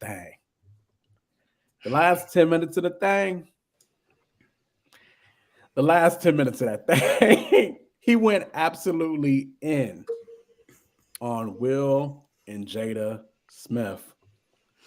And of course, last year, we know what happened. We talked about the smack. We talked about what Will did. I think for the most part, a lot of us in some form or fashion either understood or caped for Will. It's a year later. He got his get backs. What is everybody's thoughts? I think that the show overall was bad as a whole. Yeah. I didn't laugh. I can only remember laughing twice. But I always have to go in with these high expectations for Chris just based off his history. But then he hasn't been delivering. And I'm not sure how long Chris Rock hasn't been funny. Or I don't know if it's a thing of we've gotten a lot of more funnier comedians that now we expect Chris Rock to keep up with them. The Chappelles, Kevin Hart's, you know, those people. But then again, I don't know, because Chappelle's always been funny and he's been around for a minute. But it's just like, I don't know. Chris never. Anyway. There was a time early in Chappelle's career where he wasn't deemed or nearly. I think he grew into his craft. He perfected his craft. For sure. I don't think he was necessarily as funny in the 90s. Got you. So, the last 10 minutes was probably what, I mean, of course, everybody was talking about more so than the whole show. I think that saved the show, if you can even say that. But I'm not sure. I think I liked it when he was talking about, not liked it, but I think I was okay with it when he was talking about Chris. But when he went in on Jada and started calling her a B, I wasn't too cool with that. Because I'm like, yo, you gotta relax, bro. Like, this is a black woman. Like, we supposed to be protecting these girls. You know what I'm saying? These women. So I wasn't feeling that. But I mean, we all knew he was gonna do the get back stuff. And I think those jokes were funny when he was talking about his height and weight compared to Will Smith. And that's why he didn't do anything. He was like, I played Pookie. Will Smith played Muhammad Ali. Like, what y'all expect? You know what I'm saying? I thought that was funny. But yeah, that 10 minutes that he was, those 4 minutes he talked about Will, and then the other 6 that he talked about Jada, the 6 wasn't cool. But the 4 that he went in on Will, I think was definitely funny. You know what I mean? And then I think the live aspect of it too was something that I first saw, that was the first time me seeing that. I hadn't seen a live comedy show on Netflix, and it was definitely live because he messed up on some jokes. Well, one joke he messed up on. Yeah. So that it wasn't something that we're gonna make it seem like it was live, but that was definitely what it was. And then also I heard that these were jokes that he's told on tour already from when he was on perfecting tour. the jokes before the special. Yeah, the Netflix special was just a culmination of that. But yeah, I mean, he touched on everything that I guess is social and that people were talking about, and that other comedians have talked about as well too. I just don't think he did a good job, as good as a job as like a Chappelle would have did, or as even Kevin Hart would have did, or even even some other comedians as well too. So I think people watched it for those last 10 minutes, knowing that he was gonna talk about that, and they may have wanted him to talk about that longer. I think if you take a poll, they probably could have been done without the whole first 45 minutes. And it would have been like, just talk about this. I mean, Marlon Wayans did a joint about the slap for like 30 minutes. You know what I mean? And it didn't even happen to him. Marlon Wayans is underrated too. He's He mad is funny. underrated. He's underrated. That boy Mhm. is funny. It's hilarious. But yeah, I didn't enjoy him talking about Jada, and I think Will Smith should slap him again. Brina. Yeah. Wow. I watched it, and that's really all I got. I don't think I laughed until he told the joke about going to Disney World as a child. I think that was the first thing I laughed at. Might have been the only thing I laughed at. I don't remember that joke. What would Yeah, either. he said it was something about experiencing going to Disneyland as a poor person, and he was like, Disneyland is in Orlando, their hotel was in Alabama. Right. Oh, as a I laughed kid. at that. As a kid. Yeah. Something like that was funny. But Chris Rock has never really been funny to me. So I watched it just to see what he was gonna say about Will, and I was uncomfortable with everything that he said about Jada. I was uncomfortable with the jokes he told about Meghan Markle, too. And I was just like, but that's what he does. Like, he gives enough evidence to prove why he got slapped, and it's like, yeah, you got to give us your. No, I said it last year. Like, I was shocked that it took that long for it to happen. Because he's annoyed a lot of people. Yeah, that's true. He's just somewhat of a comedic nuisance, and you can't hide behind comedy to insult people. And that's what he does a lot of. So it's like if people get upset, oh well, I was just playing, or it was just a joke. So I don't know. His whole set was about woke culture, and how people get offended. I guess leading up to defending, why people were offended with his comments about Jada. It was just weird. The whole situation. I think the black culture has been upset with Chris for a while though. Yeah. Like this, like he's like, and I mean, I went to a Chris Rock show about 3 or 4 years ago, and it was mostly white people there. So I'm not even sure if he's like, I don't even think he's for us anymore. So, well, I mean, dang, y'all just really going, he ain't for us. He out there. Listen, so he did do the hair documentary, guy. He did the black hair documentary, which was because of his daughters, because his daughters are black. That's the reason. That's where it came from. That wasn't, something he did, sure, to shine light on black women and black hair and black women's hair and stuff like that. Trisha, go ahead. I am with everyone here. It was very mid. I think I laughed like 2 or maybe 2 times, because although I shouldn't have laughed at it, that Elon Musk joint was like, whoa, it was out of control. But what did he say? I forgot. Give me the Elon Musk joint. I'm not going to talk about it. It was frightening. It was extremely vulgar, and I was like, wait, come on, remind me. That was a horror movie. Sex stuff. The sex joke. Threw me off. It threw me off. Go watch it again. Go watch it again. Man, okay. It stood out. I'll say that. It stood out. I don't know if I laughed. I was just kind of like, wait, what? Anyway, but yeah, I feel like even him calling Willoughby and all this stuff, like, I've heard so many critiques because I've been listening to radio and all these radio shows in the morning. And I think people said what they said because they know him personally, saying how excellent it was. And even if the Will Smith part wasn't in there, it still was a great show. And I was like, y'all know y'all capping. Y'all is capping. Yo, and Chris Rock has put on for a couple of black women too. Like, he's put out for Yvonne Orji. He's put on for her. He let her tour. Like, y'all can't completely. I didn't say anything about that. I didn't say anything about that. I'm not saying that he's completely against black women. I'm not saying that necessarily. I just don't think it's for our comedy. He's not our style of comedy. Mm-mm. I do think there is evidence that he does not support a lot of the black, like, things like black content. I'll say that. And he hangs with a lot of white folk. So, I think it's. He was also famous in a time before there were a lot of black people with money. I mean, sure, to an extent, sure. right? Yeah, I guess. I guess that's true too. But I don't know. I don't know what his deal is with that. But I do know that what he was saying about Jada and man, call her. I think he was just ranting because he was so emotional. He was very emotional, and you could kind of tell like he was still. To me, he seemed bitter. And I'm not saying you can't be upset. Y'all, he got slapped on national TV in front of millions. I just want to put that out there. I mean, absolutely, he deserved it, but he did. And for him, he thinks that, of course, most people be like, oh no, I don't think, and people was agreeing with him. I think he did make some good points, but I also want to say the woke culture thing, or the woke perspective that he was coming from, saying that there is selective outrage. I'm like, yeah, you could say that about a lot of stuff. There's a lot of selective outrage.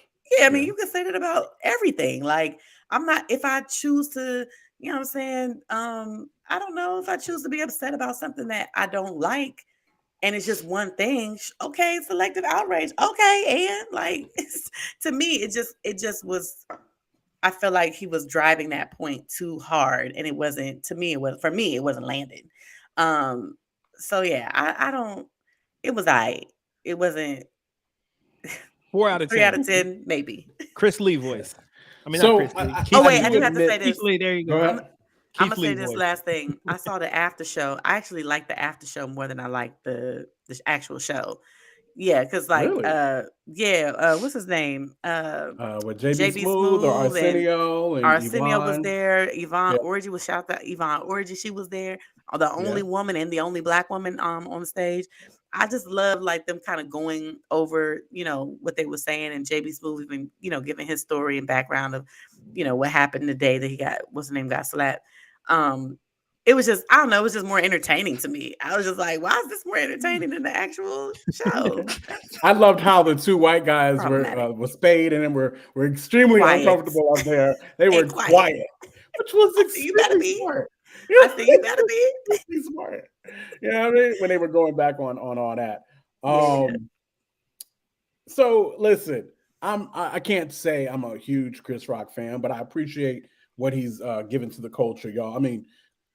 Chris has really given to the culture for years, right? Like, Chris has been a good comedian, and he's got so many different sound bites and different things of that nature from his comedic specials, and anyway. So I'm of the point. I would say, hey, we're now even, right? Will Smith smacked you in front of millions on national TV, and you went in as a comedian with the mic should on the situation. We're now even, right? Like, last year I understood why Will smacked Chris. And this year I understand why Chris went in on Will and Jada. And now we're even, right? Like, all's fair now. Like, it's squashed. Everything's good. Everybody had their turn. Like, I don't think it's like Will, like was Chris not owed this? Was he not owed to be able to go off on them like this? I feel like this is what got him slapped in the first place, though. Like, I don't know. He's never went off like this on Jada or Will. Yes, he has. He said, I think that's why it started. Just not in the same set. He has joked, but not like this. Just not like this. No, this is different. What we saw that was so different. No, but I'm saying there's always a shot taken at them, or there's always a that was the whole reason why it initially. I remember after the last one. But y'all understand also, Jada went at him, right? Like, Jada went at him because he was hosting the Oscars that year, and Jada went at him because he's been saying things about her even before that, though.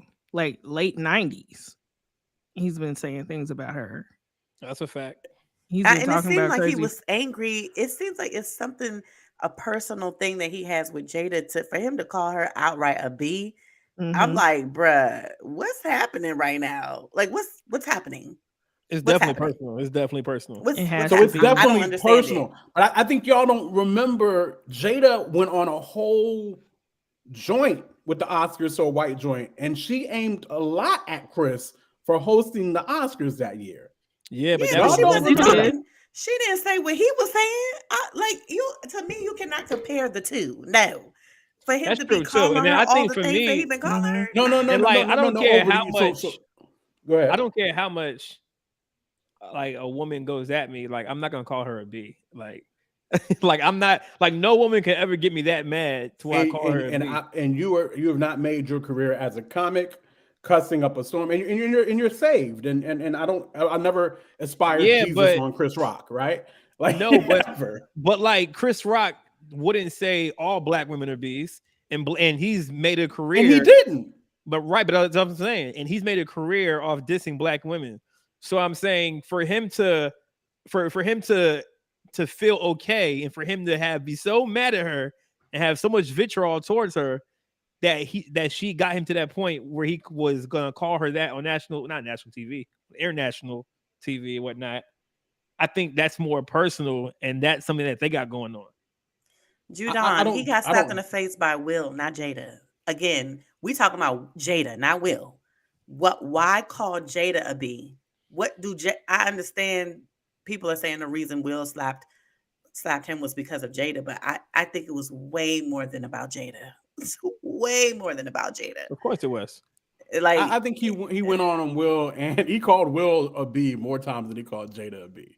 And he did, and I mean, he was mad disrespectful. I mean, yeah. Well, I mean, yeah. You like I said, I learned. I mean, I've always taught you don't, a comedian with the mic, it is, and maybe that's just me. I don't judge comedians the way I judge the rest of the world. I just don't. As far as what they say out their mouth, they get a little bit more grace and allowance to say things than other people. I don't know that I personally, like if I heard a random dude on the street calling a woman a B, that'd be one thing. A comedian on stage doing a special doing it, I'm not where y'all are, and that's just what it is. I'll just take that hit the way it is. That didn't bother me as much at all. He had his turn and he went for his pound of flesh, and he got paid multiple millions to do it. And he got slapped on television, on national television. Hey. You know what I'm saying? Whatever the case may be. And he did what needed to be done.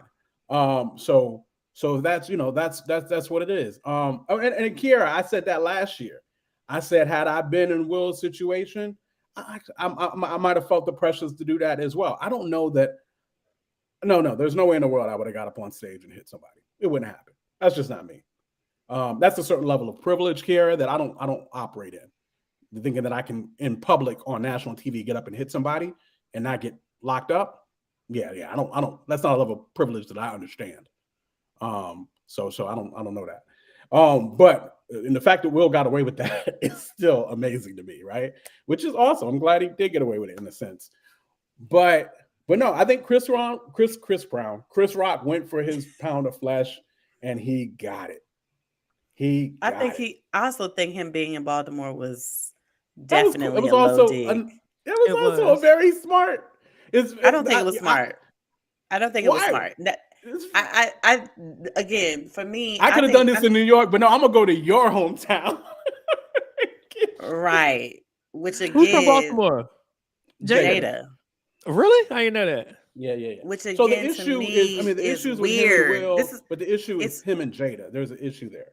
And that's what I'm saying. Like, what is the issue? Like, it don't make sense to me. The math is not mathing for me. Well, Jada did not slap the piss out of you on stage. Like, I think it wasn't Jada.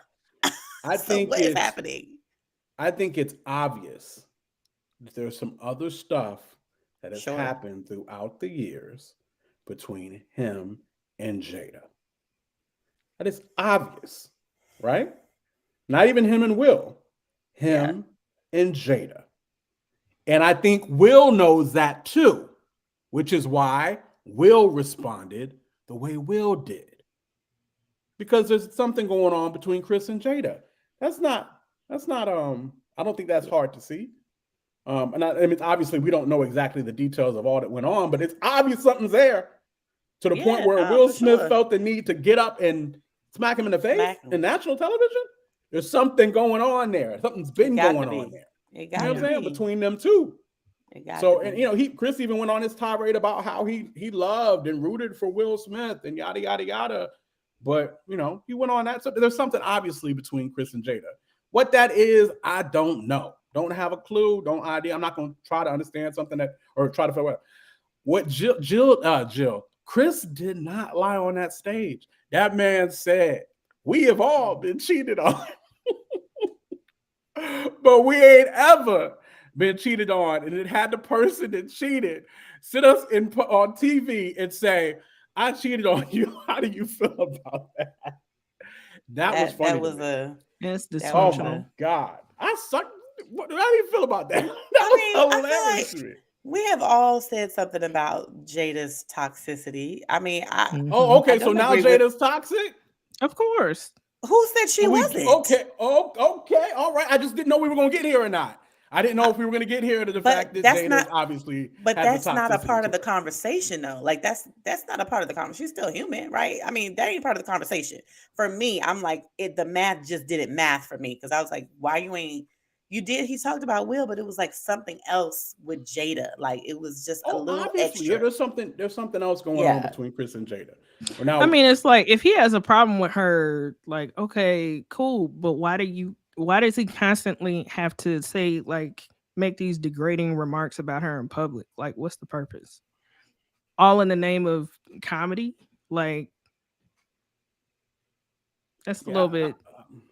That's just my issue with him in regards to her. Like, a joke is a joke, but how many Jada jokes is he gonna tell? How many Jada jokes is there? Hey, if there is something going on there, if she did do something to him, if he did something to her, maybe that's how he takes his dig. But as a host of a show, you're taking digs at a lot of different people from the stage. So, I don't think that Jada's toxic behavior with her husband has anything to do with Chris, thoe. Like I think that's two different conversations. Yeah. I don't think that. I'm not. When I say that's two different conversations. I guess what I'm saying is, if Jada is toxic with her husband, Jada probably just toxic. I mean, sure, but I'm sure. So obviously there's been something that's going on between Chris and Jada, even in the past. I mean, that's my point. Sure. Yeah, I just think I don't care that much enough. I don't care. Oh no. Like I said, these are multi-millionaire people. They go home to their multi-million-dollar houses, drive their multi-million-dollar cars. It was entertaining. That's my point. It was. I understood. And I was okay, theoretically, quote unquote, with Will Smith doing what he did, smacking him in the mouth, even though I would never do that in my life. Also, I'm okay with the last 10 minutes of the show, Chris going in on Will and Jada the way he did, even though I would never do that in my life. Entertainment-wise, I think we're even. Keep it moving. Cats that made their money, keep it moving, right? It's all fair and Charles said it was not entertaining. I will not let you lie on this spot. The 10 minutes wasn't entertaining to you, Charles? The last 10 minutes wasn't entertaining to none of y'all? I don't know if entertaining was the word. I think I definitely was looking forward to him talking about it, like to just see what he was going to say. But I was just like, okay. It didn't seem entertaining necessarily. It seemed like, he's bitter and mad and angry. And he got slapped in front of millions. Yes. And he had to let it. I get it. Yes, he did get slapped in front of millions. Absolutely. And he got slapped real hard. It wasn't no little bitty situation. That man came from back here. And I'm not trying. It's not funny because it was wrong for him to do that. But when people say, "Oh, I understand," it doesn't mean that he deserved it. Because somebody said in the comments that, like, we were saying that he deserved it. No, I don't think anybody said that he deserved it. I think we understand why, though. I understand the motive, just like we understand why he was going off on Will, calling him a B. That's all I'm saying. We're not in agreement. we're not in I'm just saying we agreement. understand. I don't think it's okay. Kira said, quote, you low-key problematic. And I am. I'm also very honest. Wow. So yeah, quote the kid who ran to the high school fights to watch. I did. I do you one better, Charles. I was the kid that was the good kid, but I love physicality. I played football and everything like that. So I didn't just run to the fight to watch. I ran to the fight to break the fight up, because while breaking the fight up, you low-key get to body slam somebody and nobody looks at you bad because you broke it up. So yes, I was that kid. Judon, who said that he deserved it? Who said that? Receipts, run them receipts, Judon. That's what got my Twitter fingers up. No, we did. Last year we said it. Last year we said Chris deserved to be smacked in the face. I said it on the show tonight. I said it. I didn't say he deserved it. I said I understand. I think I probably said I understand. I didn't say that. I don't know if I said he deserved it, but I might have said deserved. His mouth got him in trouble for sure. I mean, I definitely said it. Yeah, I think that's how we felt last year. Whatever. So I feel like that this year deserved to get his 10 minutes off, and he did. They starting a war now. Now it's Will's turn to get back. Will is done. I think Will. Yes, I think Will has more wisdom than all of them, Jada included. And he might be, you know what I'm saying? I'm sure he's talking smack behind closed doors, but I know Chris gonna come up missing. You shut up! Don't say that. The first place everybody gonna be looking is at Will. Right? Period. That ain't happening. That ain't happening. Listen, y'all thinking that happening? If I agreed, I would never say that somebody deserves to be hit. I said I understand it. I know those were my specific. That has always been my thought about it. Oh, I get it. Totally get it. So if I said that he deserved it, then that ain't what I meant. I meant if I said that, because I don't know what I said back then. I do remember saying I understand it. I said it when I first saw it. I was like, oh, I get it. But I didn't say he deserved it. I'm gonna have to run it back because I need receipts. I'm sorry. I just don't like people. I don't like when people say I said something that I ain't say. So we gotta record it. We could all go and check that episode out. We can right here on these YouTube streets. Here on these YouTube streets. I think we were at least to the point of understanding. And I think we all low-key caked for Will last year. And I understood it. I know I kind of caked for Will a little bit too. So I'm just saying I believe that Chris deserved his 10 minutes. I just said I was shocked it didn't happen sooner than last year. Because you did say that. So I'll put that on t-shirt. We're gonna be smarter than that. So last thing, Chris dropped the mic at the end, and before he dropped the mic, he said something. And I just wanted to see how everybody felt about what he said. He said, "I got parents." My bad. He said, "Can y'all hear me?" Mm-hmm. All right. He said, "I got parents, and my parents taught me we never fight in front of white people." And then he dropped the mic. What did y'all think about that line? But I thought you got slapped in front of white people, but okay. That's the point of the line, Brina. That's what he was saying. I got parents. He was saying why he didn't fight back. He didn't fight back. Right. Exactly. But No. Y'all have to understand, and I want to make sure it's very clear. Chris did us all a solid not fighting back. Y'all do understand that, right? Absolutely. For the culture. It would not be advantageous for him to fight back. Period. No, but for none of us, like for black people, for the culture, Chris fighting back would have just been horrible. Y'all do understand that, right? Right. Like he did us all a solid not fighting back. Okay. I just want to put that out there. That would have not been a good look for the culture had he and Will tussling on the stage back and forth. Oh my God, that would have set us back. So anyway, back to the point. Go ahead, Brina. You were saying don't fight in front of white people. Thoughts? I mean, it was an impactful statement that didn't feel like an impactful statement as his last joke of the night. Like that was just kind of how I looked at it. I was just like, okay. Was that something that you ever heard before or ever were told?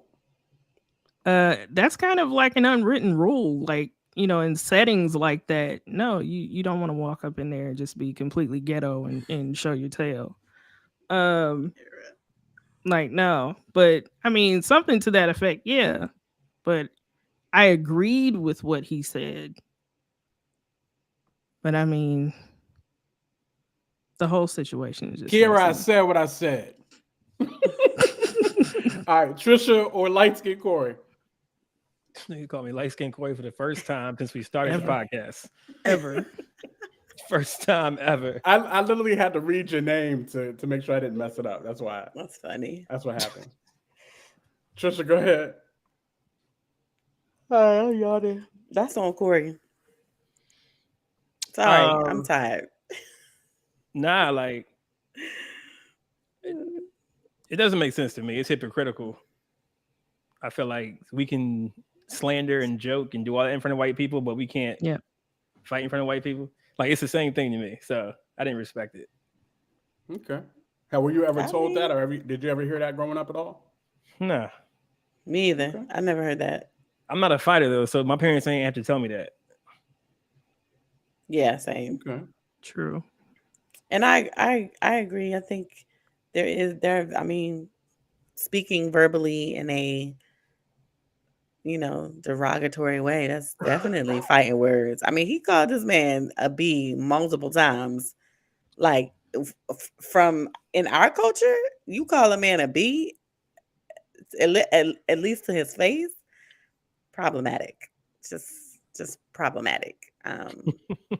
So he slapped him in front of millions of people on live TV. Understood. So two wrongs make a right. I don't. That's the part I don't. I know. I understand. So I think I can't see it outside of a biblical view, and I know that this man is not a believer, right? So I understand. Mm-hmm. I do understand that, in the world, like we, Kiara tells us we don't care. He deserved it. In the world, they. Wow. In the world, they don't. They don't care about the things that God cares about, right?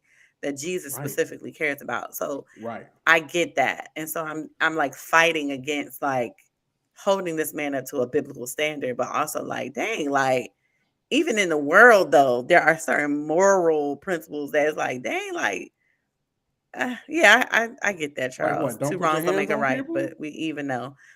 I mean, yeah, sure. I get, yes, absolutely. Will was wrong for smacking him, but I don't know. I'm still processing my thoughts about it, and I understand why he said what he said.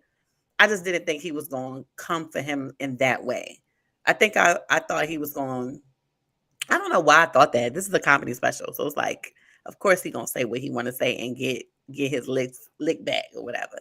But yeah, I don't know. I was really a little taken aback when he was calling him a B and stuff like that. And why? I don't know. It was interesting. Because I'm like in the world, typically people will be calling you that because you didn't do anything and you let this grown big man slap you like that. You know what I'm saying? So I don't know. So listen, let's wrap up the show. Please. Chris's name of his special was Selective Outrage. And y'all got Selective Outrage. I don't understand it. Y'all got Selective Outrage. Like I said, Will was wrong, and I understood why Will did what he did. Chris was wrong, and I understood why Chris did what he did. And that's just the ends of it. That's what it is. Like but wait, y'all. So I just want to answer some of the comments in the chat. Most said, I don't see how words can be shocking compared to a slap. So you must not have ever had people say crazy words, because words last, right? Like words can have a lasting impact. I'm talking about to you from a child to an adult, right? A slap may or may not as well. So I think you I don't know, maybe you just haven't experienced that, but words hurt horribly. So does a slap. So I think you can compare it that way. If you've never experienced that, then I can understand why you don't see it. But listen, it is comparable for sure. I think words hit people differently. You know what I mean? Sure. Like words hit different people. Like there's some people who words really matter with. There's some people who physical really matters with. Like different. I knew those kids who could get spankings all the time and it didn't change anything. Yeah. I also knew them kids who you could fuss at a little bit and they would break down crying. We're all different in that manner. And then we have different parts of our lives, right? Because right now there's like literally nothing you could say to me that would get me off my square. Nothing that you could say to me about me. You feel what I'm saying? Mm. That would get me off my square necessarily. Like that would really make me ready to fight. Not a thing. You know what I'm saying? But you touch me and maybe we probably gonna have some issues. Totally you know different thing. It could be a different situation. So like I said, my point, they both was wrong. No, I'm not saying that slaps won't. Listen, I'm saying impact. I'm talking about impact, Judon. Impact. It may or may not impact you the same way words do. That's what I'm saying. Words may, or a slap may not impact you the same as words, is what I was trying to say. I hope that makes sense. Said Corey being told he couldn't officiate the wedding had him ready to end the friendship. Heck yeah. Exactly. Especially if you're somebody who is like a words of affirmation person, me, like that's one of my that's my part of my love language. So like if you say something to me that is like hurtful, it's gonna stay with me. It's gonna stay. It's gonna stay. So that's just me. And like you said, it impacts people differently. Indeed. So, with that being said, y'all make sure to like and subscribe, do all the things, y'all. And if you're not following us on the socials, make sure to do that. We get a lot of our reels and our TikTok videos and our YouTube shorts and all that jazz. Definitely follow us on the show, the social media platforms. Make sure to like and subscribe. Hang with us there as well, the same way you do with us Wednesday night at 10 o'clock. Every Wednesday night for that matter. And of course, again, if you really, really feel us, you really, really love us, hey, please join the Patreon. Definitely be good to see you inside the exclusive Patreon group chat. We got the Zoom meetings, which is going to be hot. We got that coming up this month, as well as we have a game night coming up this month as well. You don't want to miss all that. Make sure to do that. Of course, you could just scan this with your phone, on your TV, on your laptop, on your iPad right now. And that's what it is. That's the ball. Trisha Bell's right there. Seagoss is right there. That be Brina. They call me, quote, we are the Tastemakers. And we'll see y'all next week. Tastemakers. Classic. We do more than make a living, we make a life. When everything is dark, we are the light. We are the Tastemakers. Aight. Let tomorrow tell the stories that we make tonight.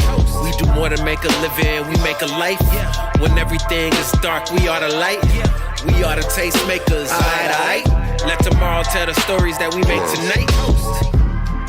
For the movers and shakers, for the new Tastemakers, sommeliers came out to play. Classics in the current day. For the movers and shakers, for the new